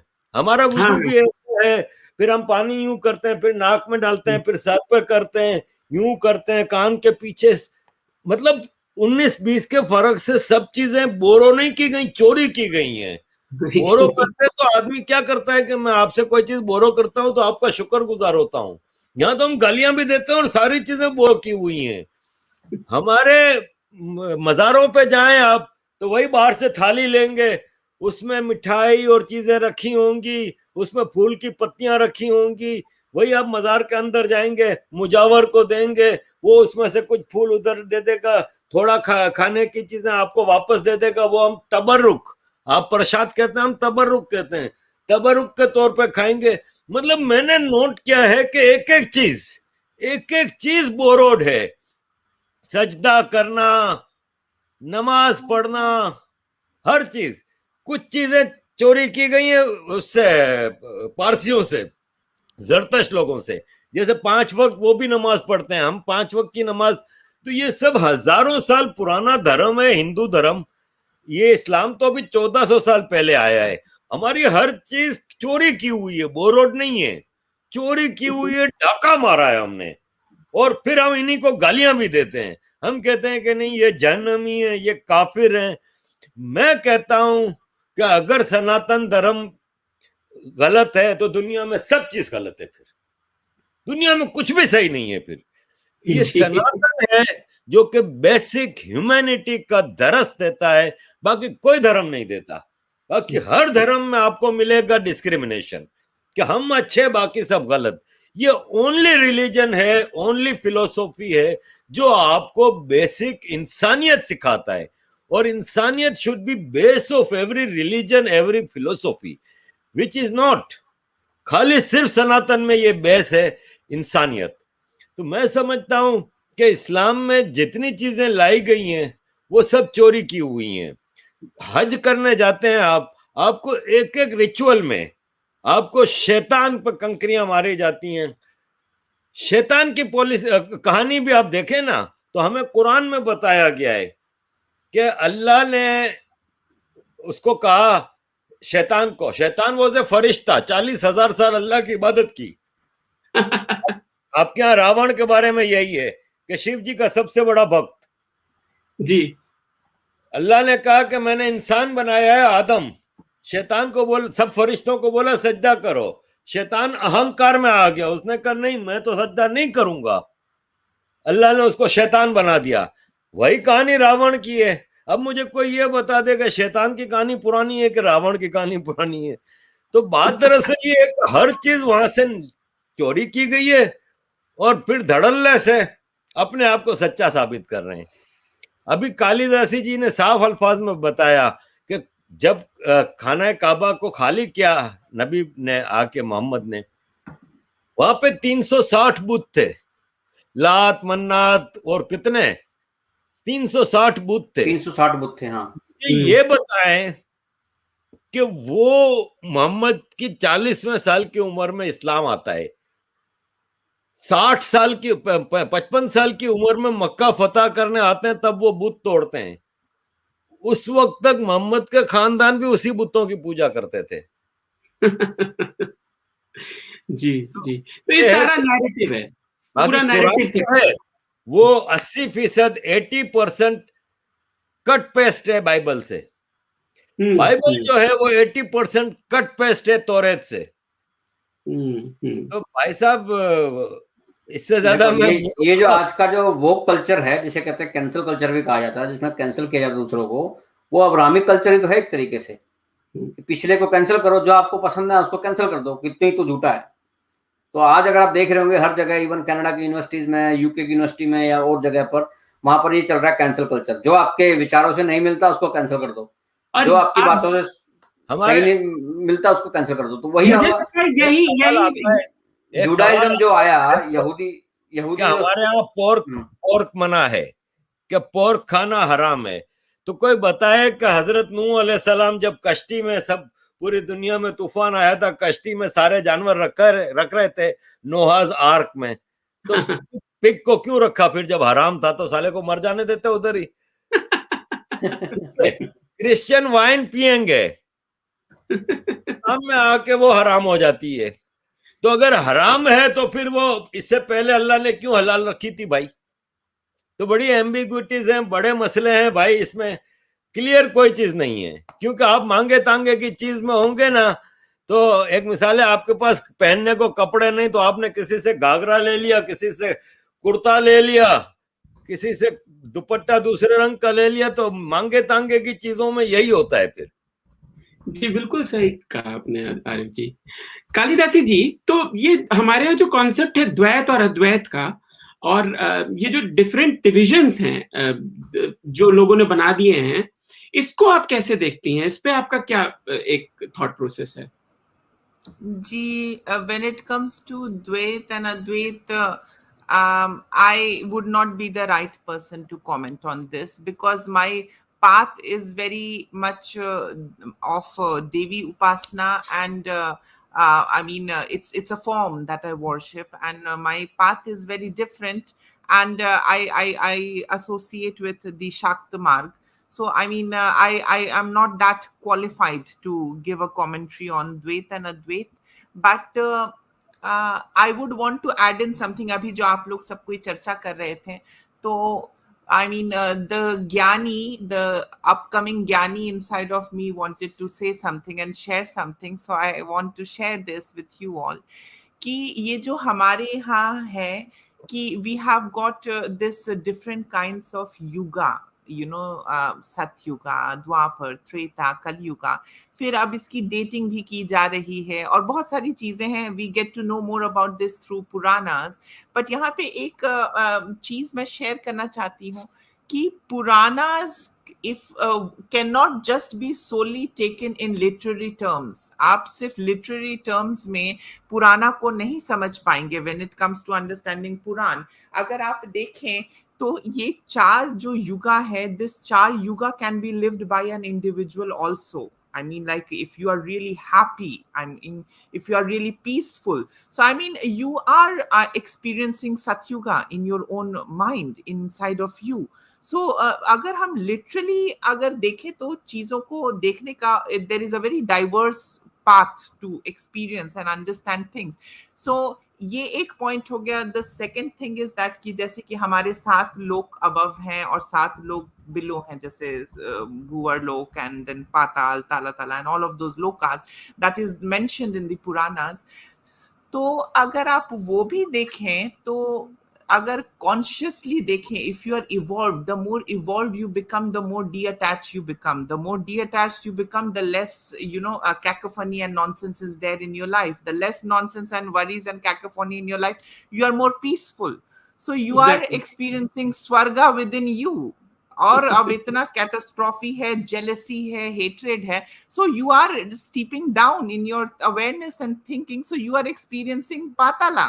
सो अगर देखने का तरीका, I mean, I am not saying I am a very great philosopher और someone expert in this, but this is how I look at things, कि इतनी खूबसूरती से, there is so much of diversity, there is so much of fluidity, that आप सिर्फ एक book की text, you know, text को पढ़ के आप नहीं क्लेम कर सकते हो that you have understood everything. And उसी तरीके से जैसे कि आप लोग यहाँ पे बता रहे थे अभी, परवीन भाई साहब ने बताया अबाउट सावन के बारे में और आप लोग जो चीजें डिस्कस कर रहे थे, तो यहाँ पे एक चीज मैं भी लाना चाहती हूँ कि देखिए तिलक का ये लोग बहुत हवा बना लेते कि इट्स बोरिंग, आई मीन नहीं वो क्या लगा हुआ है माथे पे, प्लीज पोंछ लो, ऑफिस में जाएंगे तो पोंछ के जाएंगे, we don't take pride in wearing tilak. So I did a little bit of a research tilak और मंत्र पे, and I tried it on myself. So then I realized कि हमारा जो third eye होता है, or you can say the pineal gland that connects us to the higher dimension. So I mean there is a lot of nerve endings between your brow, I mean in between that area. And you know ये जो लेप रहती थी, भभूति रहती थी, and different kinds of sandal and different kinds of जो लेप use करते थे medicinal and herbal qualities वाले, so they tend to decalcify, they tend to work, you know, to decalcify our pineal glands so that we can ascend and connect. Not ascend कि हम उड़ जाएं और connect हो जाएं, no, but inside of us we can ascend. So, you know, transcend to that level of awareness. So that was the reason behind these tilak. जैसे यज्ञ में भी बहुत सारी जड़ी बूटियां पड़ती थी जब यज्ञ होता था, तो उसके भी जो ashes रहते थे वो लोग लगाते थे. So I mean it had a lot of effect. And जो in between eyebrow का area उसको हम देव स्थानम बोलते हैं, the divine portal where the dev is virajman, the dev, the doorway to the higher awareness. So that is one of the most beautiful aspect that I have tried, and I have tested it, and it makes sense. Let me tell you all this. Apart from that, when it comes to mantra, अब मंत्र जो हम पढ़ते हैं तो see there are these acupressure benefits जब हम अपनी उंगलियों के बीच में उस बीड को दबाते हैं, first thing, I mean very simple terms. और अपार्ट फ्रॉम दैट अगर आप देखें तो I have studied quite a lot about these brain waves. So these frequencies, these sounds and these frequencies have a lot of impact on our brain, you know, on a very I wouldn't say on a very physical level, but on a very you can say electromagnetic level. So you know ye jo influence hai of sound and vibrations on our mind, that also improves us. So that is what these mantras are, jo dhwani produce hoti hain. So these dhwanis, these chantings, they actually create that vibrational energy that sets us, you know, that helps us to, you know, float and ascend into different level of awareness. So I mean from start to end, I mean whether it is tilak, whether it is mantra, whether it is the scriptures, whether it's sif sunnah, I mean there is huge amount of science. I mean I would say science plus that is there in Sanatan Dharma. तो ये समझने के ऊपर है और देखने के ऊपर है. अगर हम सिर्फ कहें कि नहीं हनुमान जी उड़ते थे और Hanuman ji he is a deity and all, but एक तरीके से अगर आप देखें तो Hanuman ji could also represent the mind. Exactly. अगर देखा जाए, so he could represent that mind. And you know I mean I sometimes feel that I go mad. मतलब मैं एक दिन में कुछ भी नहीं समझ पाती हूँ. It takes, I mean 13 years I'm exploring.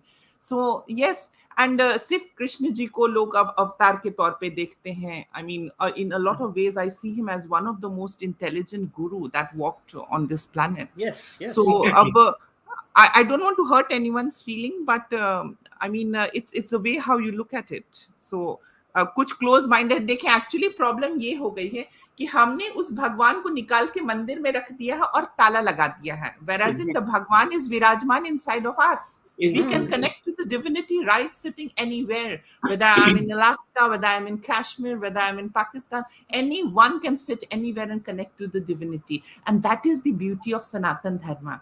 कि आप बिना किसी चीज के, बिना कोई स्पेसिफिक चीज के भी जस्ट ध्यान लगा के भी आप खुद को ऊपर उठा सकते हैं.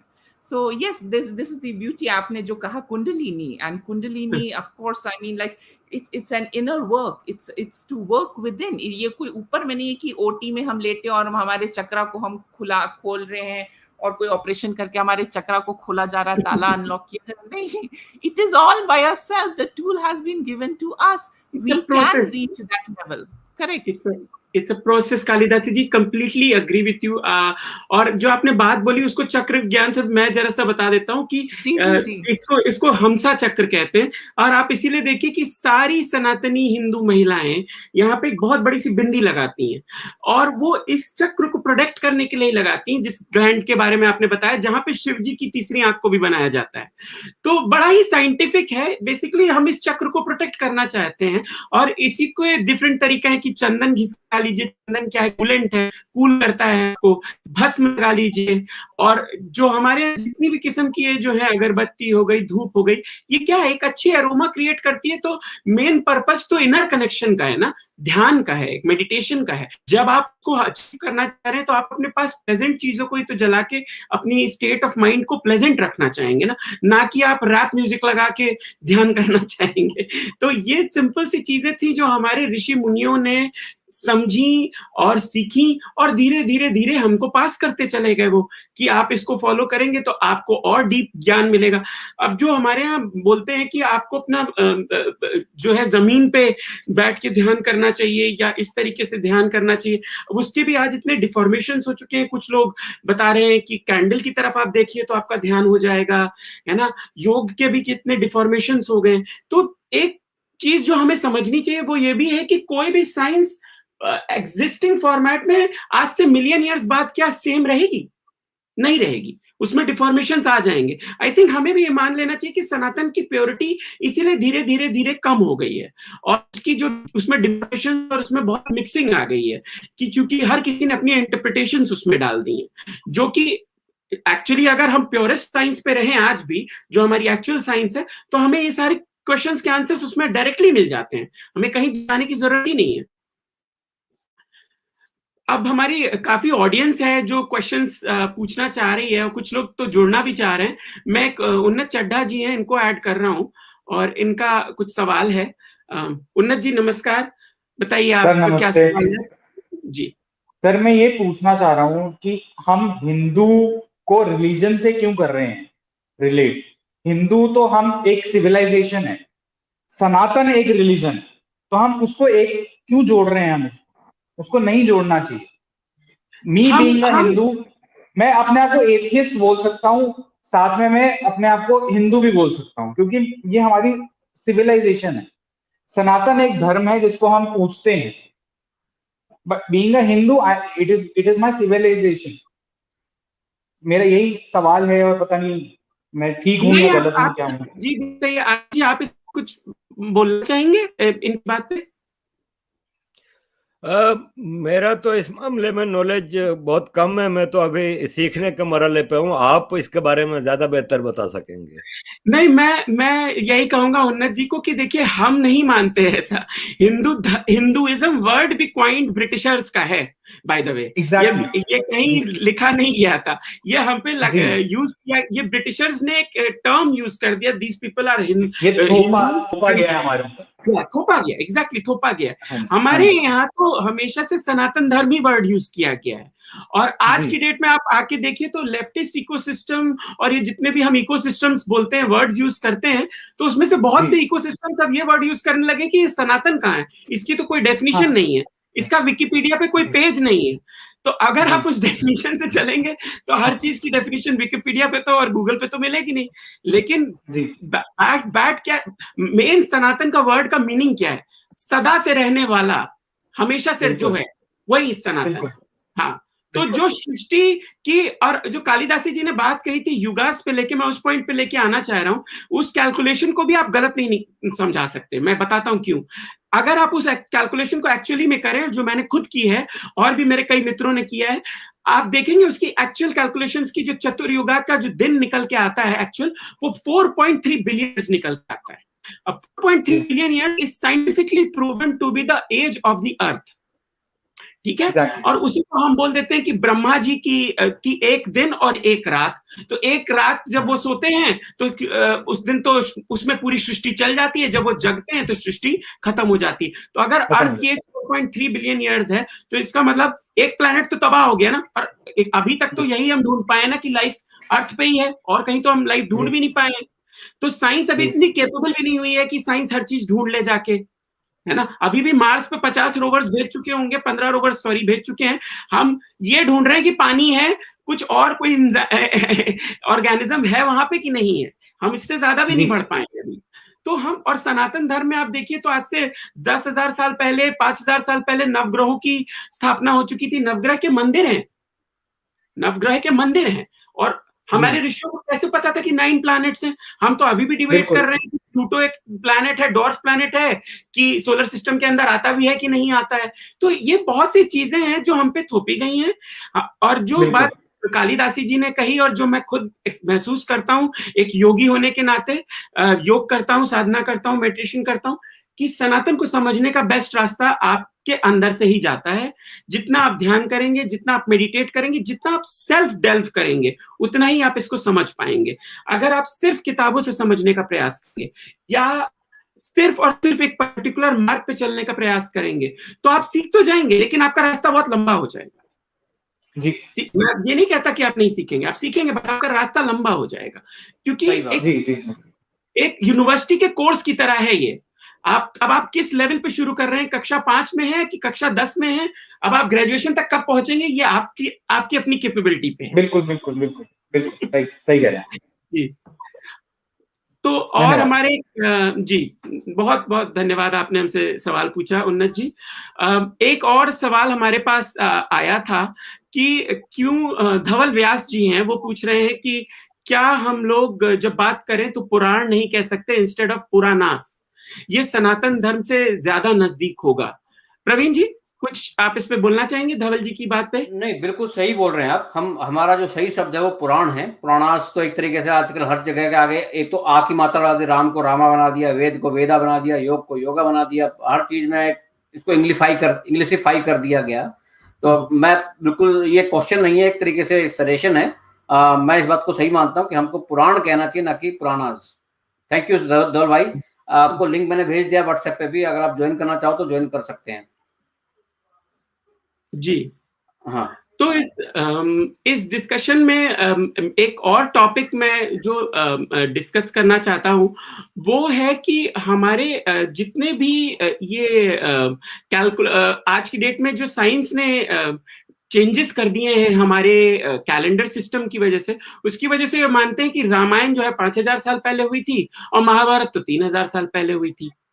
तो इस पे भी आपको पता है कि आज की डेट में बहुत सनातनी है जो रिसर्च कर रहे हैं। नीलेश ओक जी हैं जो कि बहुत ही अच्छी रिसर्च कर रहे हैं, और उनकी रिसर्च को मैं काफी फॉलो करता हूं। तो उन्होंने एक्चुअल डेट्स निकाल दी कि राम विवाह कब हुआ था, और उन्होंने एक साइंस को नहीं यूज किया, उन्होंने 7 साइंस उसको यूज किया है। उन्होंने सिर्फ और सिर्फ एक किसी पर्टिकुलर साइंस को नहीं यूज किया। तो उन्होंने एस्ट्रोनॉमी यूज किया है, सिस्मोलॉजी यूज किया है, ओशियनोग्राफी यूज किया है। उन्होंने डिफरेंट डिफरेंट साइंसेस को यूज करके कोरिलेट करके डेट्स निकाली हैं, और उनके हिसाब से 12,000 बीसी पे रामायण हुई है। तो आप सोचिए, राम भगवान 12,000 बीसी पे आ चुके हैं, ठीक है। और उसके बाद महाभारत की एक्चुअल डेट 5,500 आती है, वो आती है भीष्म निर्वाण से। क्योंकि भीष्म निर्वाण में सबको पता है कि भीष्म जी लेटे रहे शैया पे बहुत दिन तक, और वो अपना वेट करते रहे। जो है उत्तरायण दक्षिणायन वाला जो हमारा कॉन्सेप्ट है, उसको भी मैंने एक बार एक वीडियो में एक्सप्लेन किया था कि उत्तरायण में क्यों हम हिंदू सारी चीज करना पसंद करते हैं, क्योंकि it's the positive solar energy. And दक्षिणायन में क्या हो जाता है कि जैसे प्रवीण भाई भी अभी हमारे टच किया था, डिके वाला पार्ट शुरू हो जाता है, तो सारी बीमारियां शुरू हो जाती हैं। इसीलिए सारे शुभ काम उत्तरायण में निपटाए जाते हैं काफी हद तक का। हाँ। तो उत्तरायण और दक्षिणायन का जो कॉन्सेप्ट था, उसकी डेट को यूज करके उन्होंने कैलकुलेट किया कि 5,500 बीसी में महाभारत हुई थी। और आप साइंस को माने तो साइंस तो मानता है कि वेद 1,200 साल पहले लिखे गए हैं भाई, बीसी भाई से। धवल जी जुड़ चुके हैं, उनको ऐड कर लीजिए आप। जी जी बिल्कुल बिल्कुल। आइए धवल जी, बहुत बहुत नमस्कार। हम जरा से एक टॉपिक डिस्कस कर रहे हैं, वही महाभारत और रामायण को लेकर। बिल्कुल जी, बिल्कुल। मैं फिर आपका क्वेश्चन लेता। तो मैं ये बात बताना चाह रहा था कि साइंस तो ये मानता है कि बीसी से 1,200 साल पहले अपर वैदिक एज थी और लोअर वैदिक एज थी। अब और आर्यन थ्योरी भी हम पे थोपी गई, वो भी अब धीरे धीरे प्रूव हो रही है कि जो K1 जीन है और जो दुनिया जहान की बातें बोली जाती हैं आर्यंस को लेके, वो तो 5,000 साल पहले थी। तो कितनी चीजें की गई हैं हमारे सनातन धर्म को दबाने के लिए, उसके अस्तित्व को मिटाने के लिए। लेकिन वो कहते हैं ना कि सत्य कभी छुपता नहीं। तो इसीलिए जो कालिदासी जी ने बात कही ना कि हम हमेशा थे और रहेंगे, क्योंकि हमारी जो बात है वो सत्य है, हम कहीं कुछ गलत नहीं बता रहे। और जो साइंस है, जो प्योरेस्ट ऑफ साइंस है, वो कभी जा नहीं सकती, वो तो वर्ल्ड में एग्जिस्ट करेगी। जैसे साउंड है, आपने आज बोल दी तो आज से मिलियंस ऑफ इयर्स बाद भी एग्जिस्ट करेगी, किसी ना किसी फॉर्मेट में रिवर्बरेट कर रही होगी। तो ऐसे ही किसी भी ट्रुथ को आप कभी खत्म नहीं कर सकते। सनातन के साथ भी यही चीज है कि धीरे धीरे मुझे लगता है बहुत से लोगों को अब ये समझ में आने लग गया है कि 12,000 बीसी तक का तो हम पहुंच चुके हैं। अब आप देखिए धीरे, और अभी बीच में आया था तो विज्ञा आइडल मिला था भगवान शिव का, जिसकी carbon dating university of California ने की थी, तो 26,400 बीसी निकला था। तो मतलब 26,400 बीसी पे भगवान शिव का आइडल था। तो सनातन धर्म तो उससे भी पुराना हो गया ना। अभी आपको 8,000 साल पुराना शिवलिंग मिला है इजराइल के अंदर। जी ठीक है। हाँ, मैं धौल भाई को इंट्रोड्यूस कर दूं। धौल भाई हमारे करौली में रहते हैं, यहीं पर ही सरे में, और सनातन हिंदू मंदिर जो करौली का है उस पर बहुत अच्छा योगदान देते हैं। और साथ साथ हमारे सनातन धर्म के बहुत सारे ऐसे कार्य, इवन बाल गोकुलम और बहुत सारे ऐसे जो कार्य हम करते हैं अपने बच्चों को आगे अच्छे संस्कार और अपने देने के लिए, धौल भाई का बहुत अच्छा कंट्रीब्यूशन है उन चीजों में। बहुत बहुत स्वागत है। आप बहुत अच्छे से करौली मंदिर चला रहे हैं, मैं जा चुका हूँ, सच में बहुत आनंद आया था, और बड़ा ही अच्छा सा मेंटेन किया गया, और वो मंदिर एक अच्छा डिवाइन स्थान बन रहा है, मुझे लग रहा है उसमें एक एनर्जी बहुत अच्छी लगी। मैं तो मेडिटेशन करता हूँ तो वाइब्रेशंस थोड़ी फील कर सकता हूँ, बड़ी पॉजिटिव वाइब्रेशंस और बहुत अच्छा, पॉजिटिव वाइब्रेशन आती है। बिल्कुल सही है। जी बताइए। नहीं, बस वही मेरा तो यही कहना था कि हम लोग कई बार ये जब अंग्रेजी टर्म्स को गुजराती अपनी भाषा में बोलते हैं तो कई बार गलतियां कर देते हैं। जैसे अभी हम लोग पुराना एक तो जो बात कर ली, पर उससे जुड़ा हुआ पॉइंट ये कहना चाहूंगा कि ब्रह्मा, अगर हम ब्रह्म की बात करें तो हिंदी में यानी इंग्लिश में लिखेंगे तो हम ब्रह्मा, पहली चीज तो मेरे हिसाब से वो हर एक वर्ड के एंड में ए लगाना वही वाजिब नहीं है। पता नहीं किसने वो प्रथा शुरू की है कि डेविड के पीछे उनको डी नहीं चाहिए, वो ब्रिटिशर्स का दिया हुआ है। डेविड को डेविड नहीं चाहिए, तो राम के पीछे रामा क्यों होता है? जबकि हम ये भूल जाते हैं कि राम और रामा, कृष्ण और कृष्णा दो अलग अलग पर्सनालिटी है। ब्रह्म और ब्रह्मा दो काफी अलग चीजें हैं। ब्रह्म एक ब्रह्म है और ब्रह्मा भगवान है। कृष्ण यानी कृष्ण जो भगवान को मानते हैं, कृष्णा यानी द्रौपदी है। तो बाकी सभी चीजों के पीछे भी ए लगाने से हम बहुत बड़ी गलती करते हैं। तो पहले से हमें जब हमारी भाषा में बात करें, हमारी क्यों इंग्लिश में भी बात करते हैं, तो जब मैं बात करता हूँ इंग्लिश में तो मैं नहीं कहता कि लॉर्ड राम आए थे, Lord Krishna appeared, Lord Ram appeared, because I am used to using those words that Krishna, Ram, whatever. What stops me from using those words when I speak even in English? I don't have to pronounce a at the end. उस तरह से हम लोग ज्यादा नजदीक हो सकते हैं संस्कृति के। दूसरी जो आपने अभी बात कही कि महाभारत का यानी कृष्ण का समय, भीष्म का अवसान का समय, इस पे एक बहुत ही अच्छी डॉक्यूमेंट्री बनी है। साउथ के एक प्रोफेसर थे, मुझे एग्जैक्टली नाम नहीं आ रहा है डॉक्यूमेंट्री का, पर उन्होंने महाभारत के समय में बनी खगोलीय घटनाओं को लेकर वो महाभारत का निश्चित काल निकाला है। कृष्ण का जन्म का समय, भीष्म पितामह का देह त्याग का समय वगैरह वगैरह, और वो भी वही जो आपने का 3,200 3,700 बीसी के आसपास का निकाला है। काफी अच्छी 30-35 मिनट की सरस्वती फिल्म से नहीं, अगर मुझे आप सर्च पता, मैंने करोगे बोला इसके कई लोग काम कर रहे हैं, मुझे पता है इसके बारे में। और नीलेश ओक जी हैं, उन्होंने बहुत साइंसेस को कोरिलेट करके किया है, और बाकी लोग भी बहुत लोग काम कर रहे हैं। तो अब धीरे धीरे इसके सत्य आने ही लगेंगे। अब आप देखिए जो हमारा वो क्या था राम सेतु, उसको भी काल्पनिक मान लिया गया, लेकिन अब जब नासा ने उसकी वीडियोग्राफी की और उसकी सारा वो डेटा निकला तो वो भी दिख रहा है कि वो ऊपर से सैटेलाइट से दिख रहा है। ऐसे द्वारकाधीश का आप देखिए, वो तो डिस्कवरी चैनल ने किया था कि पानी में जाके पूरा उन्होंने देखा तो वो द्वारिका जी की नगरी मिली। तो कोई भी किसी भी एंगल से कह ही नहीं सकता कि ये सब चीजें हुई नहीं। अब देखो ना, राम सेतु का नाम बदल के एडम ब्रिज कर दिया गया। क्यों भाई? कौन सा एडम वहां आया था? कौन सी तुम्हारे पास कोई ऐसी फिलोसॉफी है जो एडम ऐड कर दिया अपने आप ही जबरदस्ती? जबकि वो राम सेतु है तो राम सेतु होना चाहिए ना, उसको एडम ब्रिज बना के रख दिया है।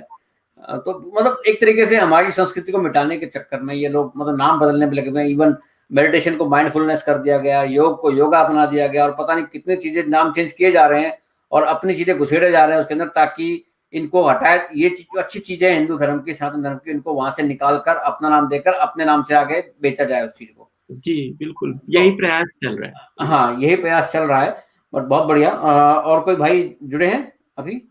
नहीं, अभी तो हमारे साथ यही, आई थिंक आप ट्रुथ सीकर से बात कर रहे हैं, तो आप जब तक उनको लाते हैं तब तक मैं जो और हमारे हिंदुओं में जो बहुत बड़ी प्रॉब्लम रही है, मुझे जो लगता है जिसको हमें समझना चाहिए, कि हमारे यहाँ जो डिफरेंट पंथ बन गए हैं कि हम इसको मानते हैं, हम इसको नहीं मानते, और उस चीज को भी मैं थोड़ा सा एक बात क्लियर करना चाहूंगा कि मेन कॉन्सेप्ट क्या है। वो है अपने यहाँ जो है परमात्मा का, परम का। तो परम ब्रह्म के पार्ट सारे हमारे दूसरे देवी देवताओं को माना जाता है, परमात्मा के ही पार्ट्स माने जाते हैं।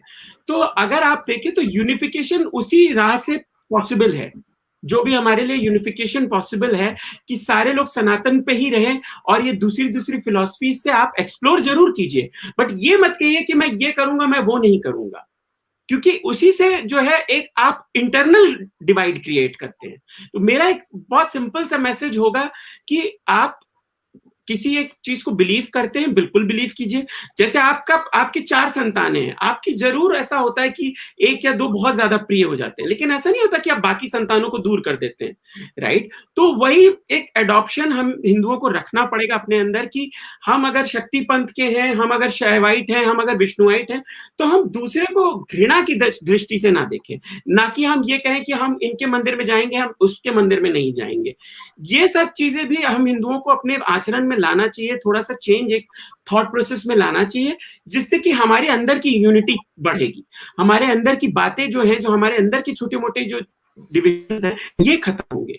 और बहुत इंपॉर्टेंट है इसको समझना कि ब्रह्म का कॉन्सेप्ट क्या है। जैसे आपने बोला ब्रह्मा और ब्रह्म में बहुत फर्क है, तो ब्रह्म का कॉन्सेप्ट समझना, ब्रह्म को समझना है। आरिफ जी, आप पे एक आना चाहता हूं। एक आपने रिसेंटली एक वीडियो किया था कि भगवान राम पे, और आपसे शायद कोई बहस भी कर रहा था कि भगवान राम ने जो है अपनी बीवी को बाहर निकाल दिया, और ये है और वो है, तो हम ऐसे इंसान की कैसे तुम पूजा कर सकते हो? क्या आपका क्या इस पे कहना है? हम लोग तो सनातनी है, हम तो इसके बारे में अपनी बात बता सकते हैं, बट आपने क्या इसमें समझा और आप क्या कहना चाहेंगे इसके बारे में? देखें जी, मैं इस हवाले से आपसे भी मैंने काफ़ी चीज़ें सीखी हैं, क्योंकि मैं तो अभी सीखने के मरहले पे हूँ। और मुझे जैसे किसी ने मुझे मशवरा दिया कि तुम अपना नाम मुरलीधर रख लो, तुम तो अब हिंदू हो गई हो। वो तो मैंने कहा मुझे नाम रखना होगा ना, तो मैं अपना नाम राम भक्त रखूंगा, क्योंकि मैं तो अपने आप को राम जी के बड़े करीब समझता हूँ। और मैं बड़ा, मतलब जो प्यार होता है ना, जो हद से ज्यादा प्यार, वो अगर मुझे किसी से है तो वो राम जी से है। और मैं तो बड़ा फखर से अपने जय श्री राम कहता हूँ, और मेरे मुसलमान भाइयों को बहुत बुरा लगता है, तो मैं उनको दिल से कहता हूँ कि मेरे पास लॉजिक है। मैं ऐसे ही किसी को खुश करने के लिए नहीं करता, कि राम जी राजा थे, और उनके राज में मेरे पुरखों ने बड़ा सुकून से खूबसूरत पीरियड गुजारा है। हर आदमी, हर इंसान वहां पे सुकून से, अमन से, आश्ती से रहता था, और वो राम जी का दौर था। तो अगर हम इमरान खान जैसे कैरेक्टरलेस आदमी को इमरान खान जिंदाबाद कहते हैं, तो राम जी जिंदाबाद या जय श्री राम अगर कहते हैं तो क्या गलत है? तो राम जी तो एक आदर्श हैं, एक आइडियल हैं, और राम जी का कैरेक्टर अगर आप स्टडी करें तो आपको बड़ी खूबसूरत बातें मिलेंगी। तो मुझे जो लोग कहते हैं ना कि तुम राम जी के इतनी वो क्यों करीब हो, तो मैं उनकी सही से क्लास ले लेता हूँ, क्योंकि ये वो लोग हैं एतराज करने वाले, जो तालिबान जैसे दरिंदों को अपना आइडियल मानते हैं, जो उसामा बिन लादेन जैसे लोगों को शहीद कहते हैं। उन लोगों की बातों का मुझे बुरा नहीं लगता। मेरे लिए राम जी आदर्श हैं और रहेंगे। जय श्री राम। इस पर मैं कुछ कहना चाहूंगा। इसका उत्तर इजीली, सबसे इजी उत्तर आपको मिलेगा भगवत गीता से। कृष्ण जी जो राम जी के ही एक तरीके से अवतार हैं, आगे हैं उनके, उन्होंने बताया उसमें देखो कॉन्फ्लिक्ट ऑफ धर्म आया है। एक तरफ अर्जुन के खुद के अपने परिवारजन थे, भीष्म पितामह या गुरु द्रोण और सब कुछ, तो वो सबसे पहले उसको ये डर लग गया कि यार मैं इनको मारने जाऊंगा तो मेरे परिवार वाले हैं।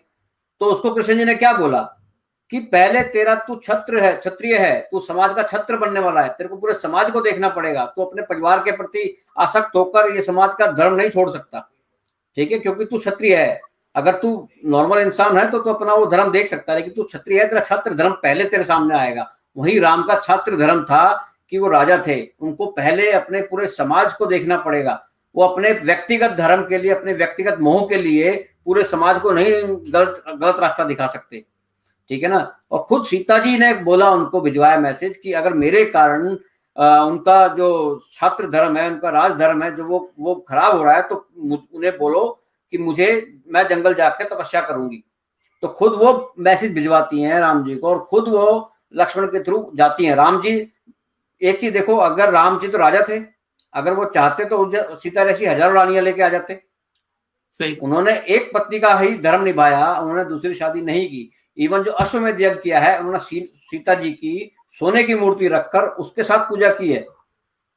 और दूसरी बात, जितना दुख अगर सीता माता को जाके हुआ जंगल में, उतना ही राम जी का अगर आप पढ़ोगे उसी वक्त में, राम जी हमेशा जैसे ही सीता जी चली गई हैं उसके बाद वो जमीन पर सोए हैं, जमीन पे सोए हैं, वो कभी भी महलों में खड़ाऊ पहन के जैसे वनवासी जीते हैं वैसे ही जीवन जिया उन्होंने। भले ही राजा के तौर पर वो सिंहासन पर बैठते थे, बट उनका जीवन उसी उत्तर रामायण में, जब सीता जी के जाने के बाद उनका जीवन पढ़िए आप, कोई भी पढ़ सकता है कि उन्होंने जीवन एज ए वनवासी की तरह ही जिया है।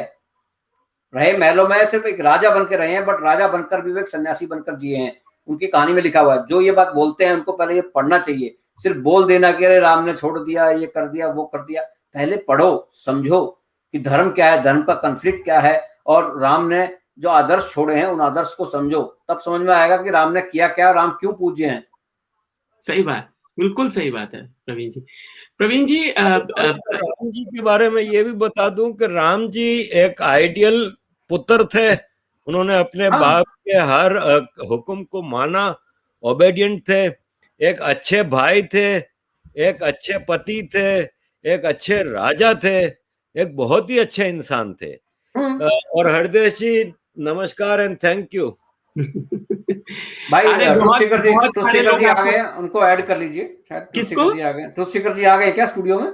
नहीं, अभी तो नहीं आए हैं। अच्छा, नमस्कार बोल रहे हैं प्राइवेट चैट में, आ गए हैं शायद। ओके, एनीवे, तो हाँ बोलिए यार जी, क्या बोल रहे थे आप? सॉरी जी, तो मैं तो राम जी का भक्त हूँ भाई। किसी को बुरा लगता है तो लगे, मुझे समझने के लिए बहुत डीप जाना पड़ेगा। उनके जो थ्योरी है, सिद्धांत है, और राम के जो वक्त है। देखो, मैंने इसके बारे में एक थ्योरी दी है बहुत पहले, सिद्धार्थ भाई जुड़ गए हैं, बहुत अच्छा नॉलेज सिद्धार्थ भाई का। ये मेडिटेशन से रिलेटेड ये भी अपना चलाते हैं और हिमाचल में रहते हैं, और बहुत अच्छा नॉलेज है इनको सनातन धर्म पर। सिद्धार्थ भाई, आप अपना सवाल पूछिए। जी नमस्कार, हमारे साथ जुड़ने के लिए। नमस्कार जी। नमस्कार। मैं अभी जुड़ा हूँ and subsequently let me absorb this, और मैं पूछूंगा। बिल्कुल, थैंक यू। इनको रखिए, हाँ, वो बहुत अच्छा नॉलेज है और उनसे बहुत ज्ञान मिलेगा दर्शकों को। सही में बहुत खुश हूं मैं कि वो आए हमारे स्ट्रीम में। तो मैं जो बोल रहा था कि राम के चरित्र को समझना है तो पहले उस समय को समझना पड़ेगा, किस समय में राम जी का वक्त था। राम जी ने उस वक्त जब बिल्कुल सब कुछ टूट चुका था, सारी चीजें रावण के टाइम में, उसने सारी जगह अनाचार फैला दिया था, तो उस टाइम कानून व्यवस्था जो स्थापित करनी थी, वो स्थापित करने के लिए उन्होंने कानून बनाए, सिद्धांत बनाए, जिसके नाम से आगे धर्म बना। धर्म की जो व्याख्या उन्होंने की है, जो सिद्धांत उन्होंने बनाए हैं, वो समझना चाहिए, ना कि उनकी व्यक्तिगत लाइफ में घुसकर उनको किसी बात पर कोसना चाहिए। क्योंकि वो एक ऐसा चरित्र है जिनको हम कहते हैं, उनके नाम पर ही रामचरितमानस नाम की किताब लिखी गई है। मतलब राम के चरित्र को अपने मानस पटल पर अपने दिमाग में छाप लो, उससे बढ़िया चरित्र किसी का नहीं हो सकता है। और वो चरित्र आपको समझना पड़ेगा, वो चरित्र के एक एक चीज को डीपली समझना पड़ेगा, तभी आप राम को समझ सकते हैं। ऐसे कोई भी आकर राम की किसी भी कहानी को पकड़ के और उसको गाली देने लग जाए, उससे बड़ा गधा कोई नहीं होगा, मैं ये कहूंगा। हमारे साथ ट्रुथ सीकर जी भी आ गए। अच्छा, समय के 2 मिनट, अभी भाई कालिदासी जी को उससे डिनर बनाना है, उनको छोड़ना पड़ेगा, तो उनको हम पहले एक बार विदा कर देते हैं। तो कालिदासी जी बहुत धन्यवाद, आप आई, आपने बहुत अच्छी बातें कही, बहुत ज्ञान दिया हमें, और सबसे अच्छी बात आपने जो एनर्जी और एनलाइटमेंट के बारे में बताया, मुझे लगता है हमारे व्यूअर्स को एक नया समझ में आई होगी कि कैसे आप अपनी एनर्जी और इन सब चीजों को डेवलप करके ईश्वर को पा सकते हैं और एक्सप्लोर कर सकते हैं। प्लीज अपना आपका कोई क्लोजिंग कमेंट हो तो दे दीजिए, और बहुत धन्यवाद हमारे साथ। मैं सभी दर्शकों को कहूंगी कि आप ज्यादा से ज्यादा मात्रा में लाइक, शेयर, सब्सक्राइब करें। हमारे सभी भाई बहुत अच्छे कार्य में जुड़े हुए हैं, चाहे वो हमारे भाई साहब प्रवीण भाई साहब हो, या जो भाई साहब यहाँ पे बैठे हैं, या अभी भाई साहब, और सिद्ध भाई साहब, ट्रुथ सीकर भाई साहब, और सबसे ज्यादा तो ह्यूमैनिटी का, अगर मानवता का कोई काम में अगर जुड़े हुए हैं रात दिन, तो वो है आरिफ अजकिया साहब। तो आप लोग भारी मात्रा में सहयोग दें, माँ महादेव की कृपा आप सभी पे बनी रहे। आपने मुझे मंच दिया, बहुत बहुत धन्यवाद। धन्यवाद, बहुत बहुत धन्यवाद आए और आपने हमारे मंच को सुशोभित किया, बहुत बहुत धन्यवाद। कालिदासी जी धन्यवाद, आपसे से जुड़ेंगे हम जी, धन्यवाद। जी बहुत बहुत धन्यवाद। तो ट्रुथ सीकर भाई हमारे बीच में आ गए हैं। ट्रुथ सीकर भाई, आपका कोई क्वेश्चन हो तो आप प्लीज पूछ लीजिए, और उसके बाद फिर हम सिड जी को बोलेंगे। जी धन्यवाद मुझे चांस देने के लिए, और सभी को नमस्कार। एक्चुअली मेरा क्वेश्चन नहीं था, I want to add something कि हम जब बोलते हैं ना ग्रेटर डिविनिटी की बात बोलते हैं, तो हम यूज करते हैं ओम, फिर बोलते हैं ओम नमः शिवाय, ओम गणपते नमः। इसका रीजन ये है कि हम जब बोलते हैं वो ओम का स्वरूप बोलते हैं, यानी ओम इज द अल्टीमेट रियलिटी, और उसके बाद उसके जो पार्टिकल्स है, जैसे शिव है तो जो शव का रूप है, जो मृत्यु का देवता है, उसका हम डिस्क्राइब करते हैं कि ओम का ये पार्ट। फिर ओम गणेशाय नमः जिसका मेमोरी है, तो इसीलिए एलिफेंट का वो हेड लगा है कि उसकी मेमोरी पावर ज्यादा है, और इसीलिए हम गणेश जी को यूज करते हैं। कोई भी हम विधि विधान करते हैं या पूजा पाठ करते हैं, सबसे पहले गणेश जी का नाम लेते हैं, क्योंकि हमारे में मेमोरी होगी, मेमोरी में बुद्धि क्षमता बढ़ती है, और हमने जो ज्ञान पाया है वो ज्ञान का हमें सही उपयोग गणेश जी से शुरू इसीलिए किया जाता है कि भाई अब हमारे में अक्ल है तो हम ये काम कर रहे हैं, otherwise there is no need to do anything else. तो ये सिंबोलिज्म समझना बहुत जरूरी है। इवन सिड जी हमारे बता पाएंगे कि हमारी जो जितनी भी इवन मूर्तियां रहती है, उसका जो पोस्चर होता है उसमें भी एक टाइप का सिंबलिज्म रहता है, वो उस स्पेसिफिक जो डिविनिटी होती है उसके तरफ हमें प्रेरित करता है। जैसे काली माँ का है तो इसको स्पेसिफिक पोस्चर है, जैसे शिव जी का है तो काम, कूल, और sometime become very angry like that. तो इसके पीछे भी बहुत सारे रीजंस है। और राम जी की जब तक बात करें तो the greatest love story in human history, he was a Ram. तो ये भी अंडरस्टैंड करना लोगों को बहुत जरूरी है। We are calling him Maryada Purushottam because he is the purest person.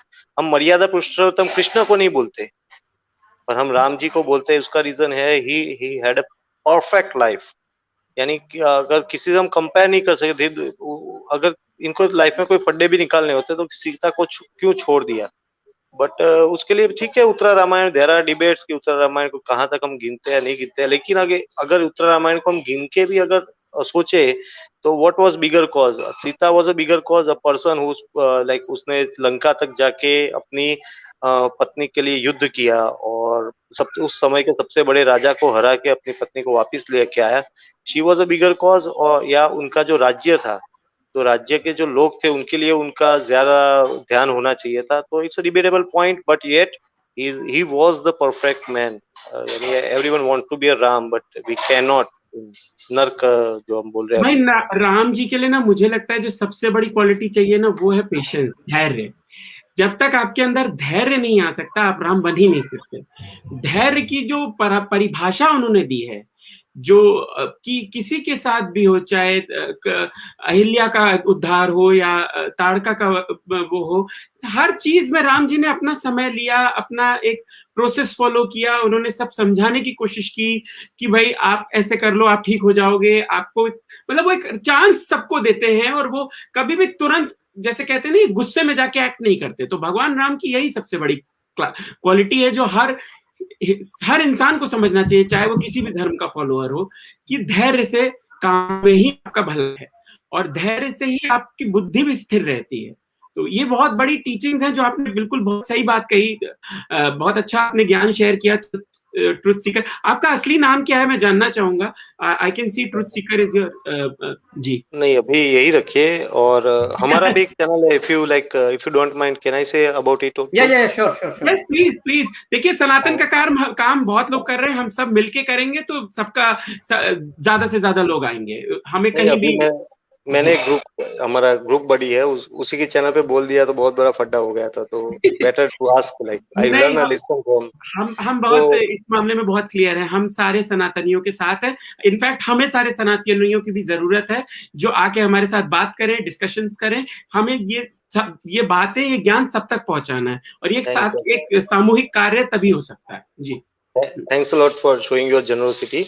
तो इंडिक व्यू करके हमारा चैनल है, और उसमें हम मेडिटेशन, वेदांता फिलोसॉफीज, दर्शन शास्त्र, रामायण महाभारत और मेडिटेशन पे इन पर्टिकुलर तो बहुत काम करने का प्रयास कर रहे हैं एक्चुअली। तो मैं चाहूंगा कि आप भी जुड़े खास, और कभी हमें आप दीजिए। आरिफ अजाकिया जी को तो मैंने FB पे मैसेज भी भेजा है, but I am waiting for his reply. Might be he is too busy to reply, तो उस पे भी भेजा है कि वी हैव स्टार्टेड समथिंग। आप अपना मैसेज मुझे भेज दीजिएगा, आरिफ जी तक मैं पहुंचा दूंगा। नाम से मैसेज भेजा है भाई?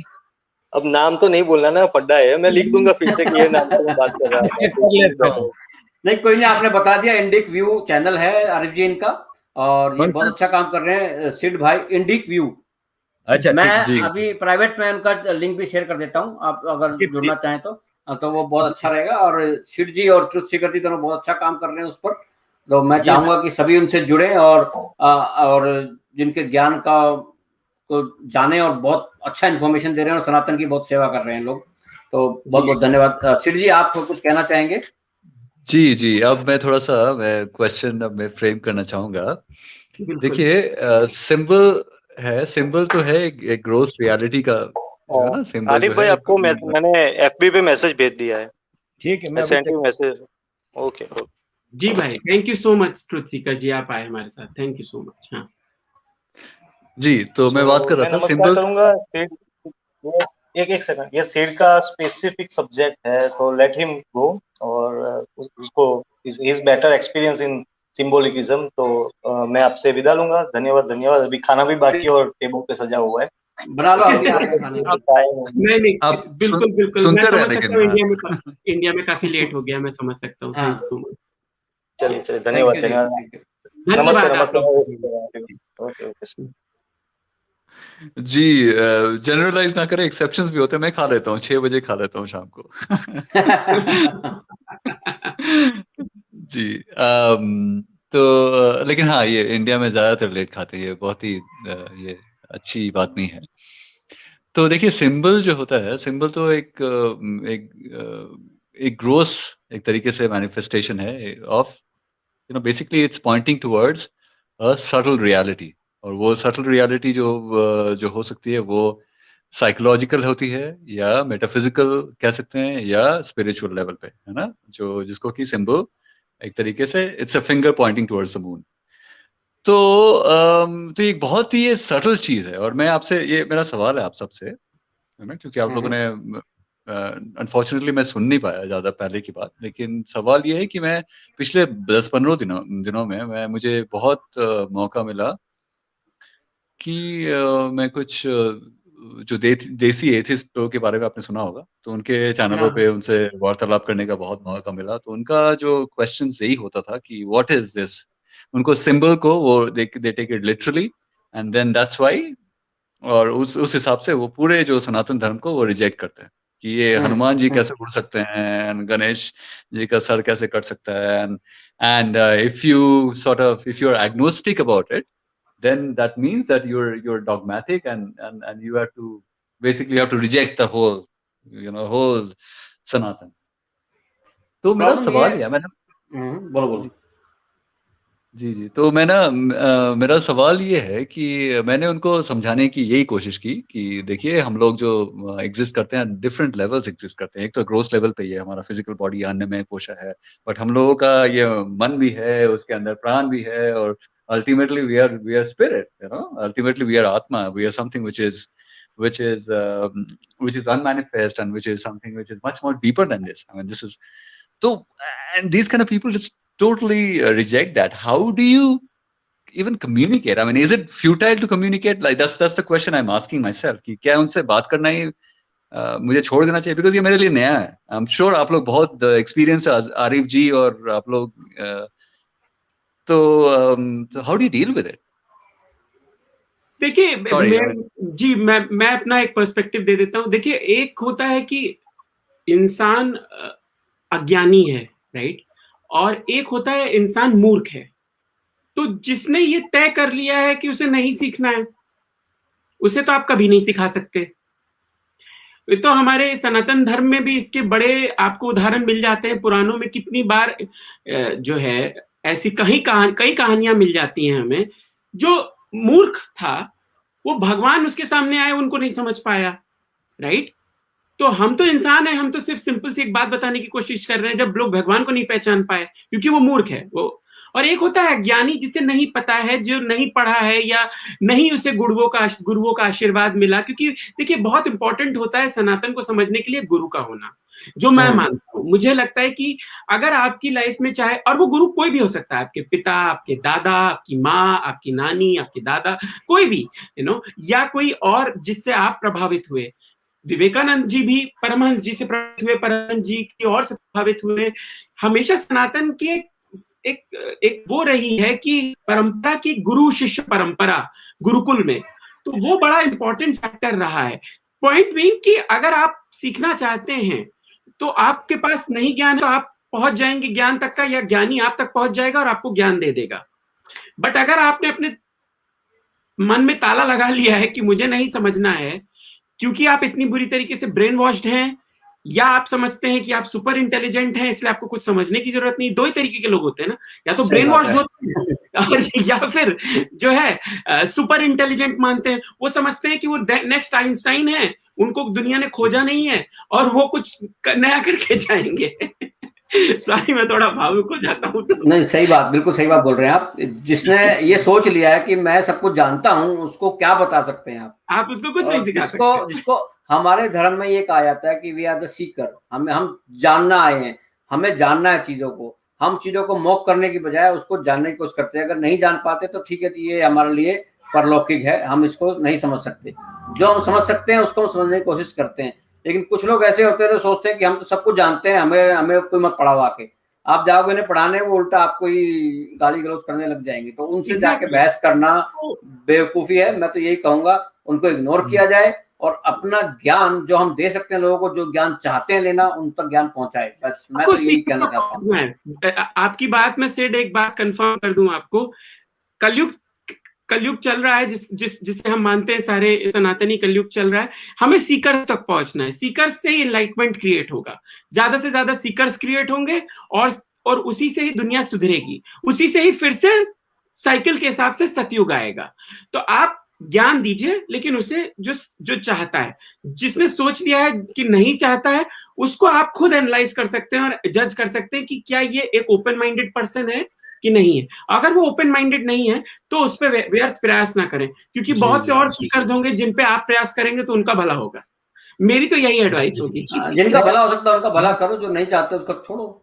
मैं भी अपने आप को कभी स्कॉलर नहीं कहता. मैं हमेशा अपनी वीडियो में कहता हूँ कि मैं सीखने के मरहले में हूँ, क्योंकि इसका हमें फायदा भी होता है कि इंसान है, गलती कर जाता है, तो कम से कम जब हम सीख रहे हैं तो हम गलतियां करेंगे.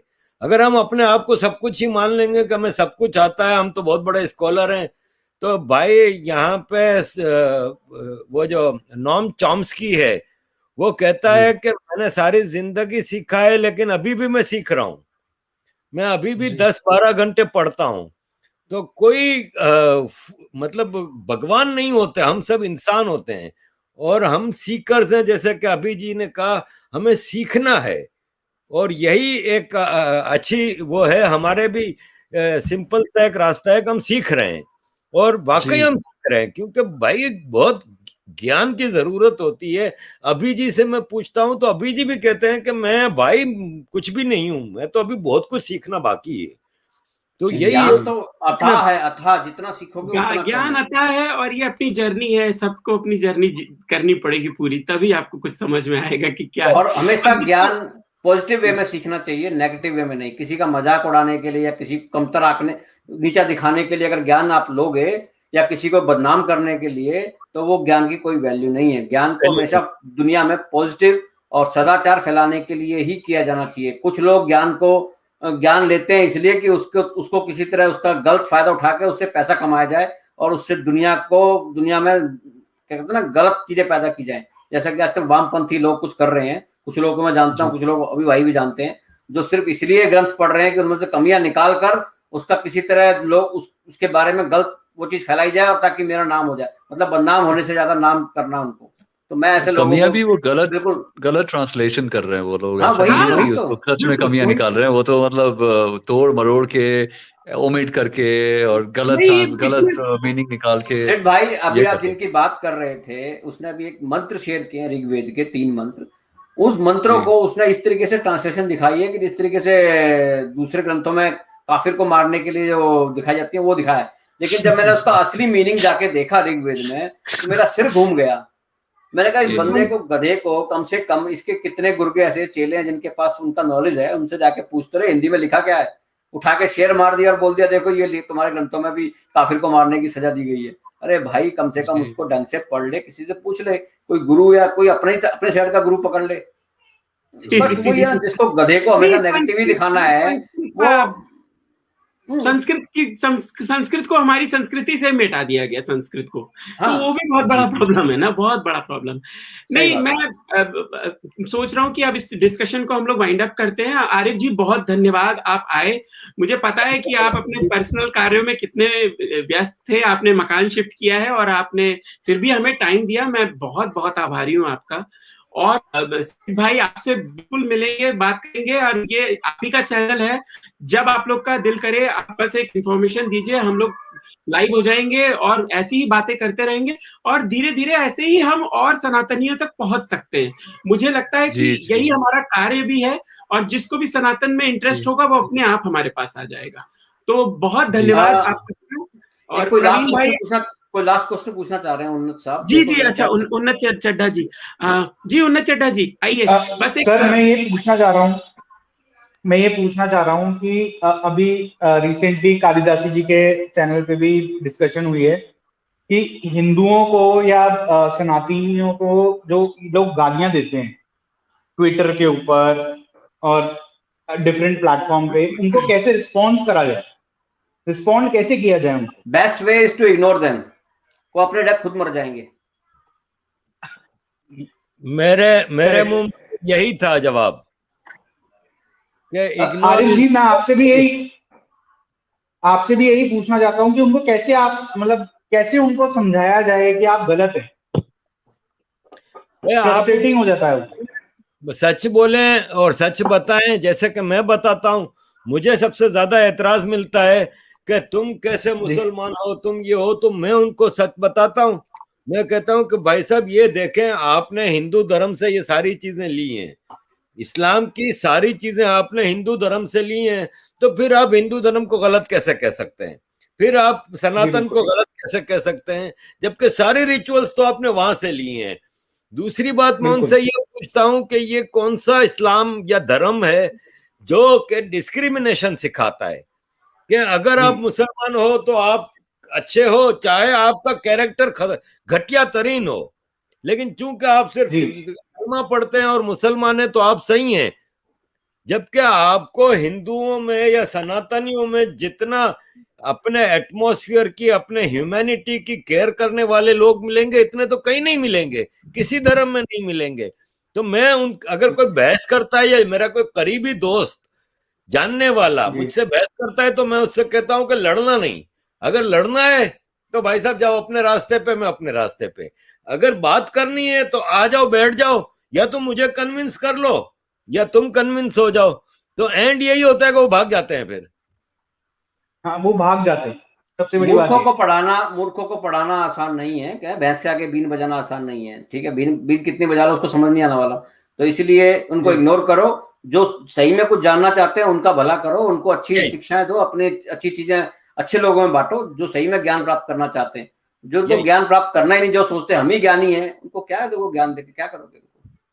क्यों सिड भाई? Thank you sir, thank you so much. जी बिल्कुल बिल्कुल। I Thank you. Think yeah I got my answer actually. ठीक है, थैंक यू सो मच। मैं इस ब्रॉडकास्ट को एंड करता हूँ और आरिफ जी, आप, मुझे पता है आपने बहुत टाइम दिया हमें, धन्यवाद। अभी भी ये तो मेरे लिए भी सीखने का मरहला था। प्रवीण जी की कई बातों से मैंने नई चीजें सीखी, आपसे नई चीजें सीखी, कालिदासी जी से। मैं सीखने के मरहले में हूँ, और जिसको सीखने की जरूरत होती है, ख्वाहिश होती है ना, उसके लिए ये एक अपॉर्चुनिटी होती है। Thank you very much sir. Okay, thank you sir. Sir. Arif ji, I am so sorry, मैं बीच में आप लोगों को कर रहा हूँ, बट मैं आरिफ जी का बहुत बड़ा फैन हूँ। आरिफ जी थैंक यू। हम सब उनके फैन हैं, और आरिफ जी तो मेरे बहुत परम मित्र हैं, और मैं भी उनसे बहुत कुछ सीखता हूँ, और थोड़ा बहुत सनातन का उनको बता भी लेता हूँ। नहीं, बहुत बढ़िया है। के लिए मुझे कोई पहला आप सबको अभी जी को फोन करता हूँ। आप सबको बताएं और हम बच्चों को समझाएं। Thank you thank you. Good night ji, good night. Studio में रहें, सिड भाई स्टूडियो में रहें, आपसे बात करनी है कुछ। जी। और थैंक यू आरिफ भाई। आप बस एक मेरे और मित्र हैं रुशिल, उनको भी मैंने अभी ऐड किया है, तो वो भी कह रहे थे जी। नमस्कार रुशिल जी। नमस्कार आरिफ जी, थैंक यू। अब मैं कुछ पिछले 45 मिनट से ट्राई कर रहा हूँ, कुछ ना कुछ आईटी इशू हो रहा था, but I could listen to most of the discussion in bits and pieces.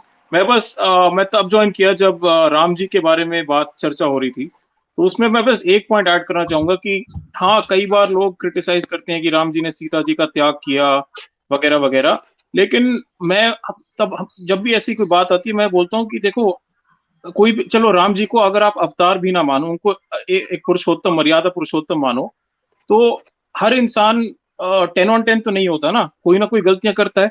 तो अगर श्री राम जी 8 out of 10 थे या 9 out of 10 थे, तो वो भी हमारे लिए आइडियल है। हम तो क्या, मतलब हम रोजमर्रा की जिंदगी में कितने गलतियां करते रहते हैं इधर से उधर, और इतना हमें तो ख्याल भी नहीं रहता। बट श्री राम जी, मतलब as much as circumstances could allow him, he tried to be an ideal brother, king, wife, husband, and warrior as well.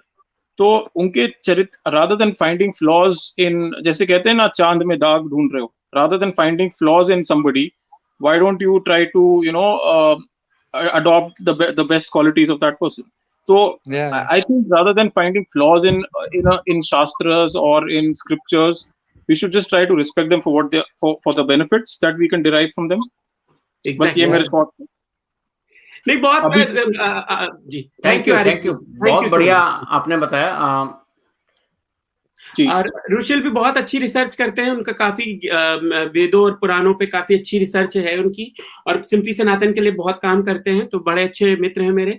और काफी, मैंने आपको बताया भी था कि इन्होंने ढूंढा था कि 10 मिलियन ईयर्स अगो एक हाथी है जिसके 5 टस्क हैं, जो एरावत से मिलता है, उस पे हम लोग वीडियो बना रहे हैं, तो उसको भी हम बहुत जल्दी लाएंगे सिंपली सनातन पे। तो हमारा प्रयास चलता रहेगा सबको सनातन की वास्तविकता बताने के लिए, सबको समझाने के लिए कि सनातन है भाई, एग्जिस्ट करता है, इसकी डेटेड भी है, इसकी सारी चीजें हैं।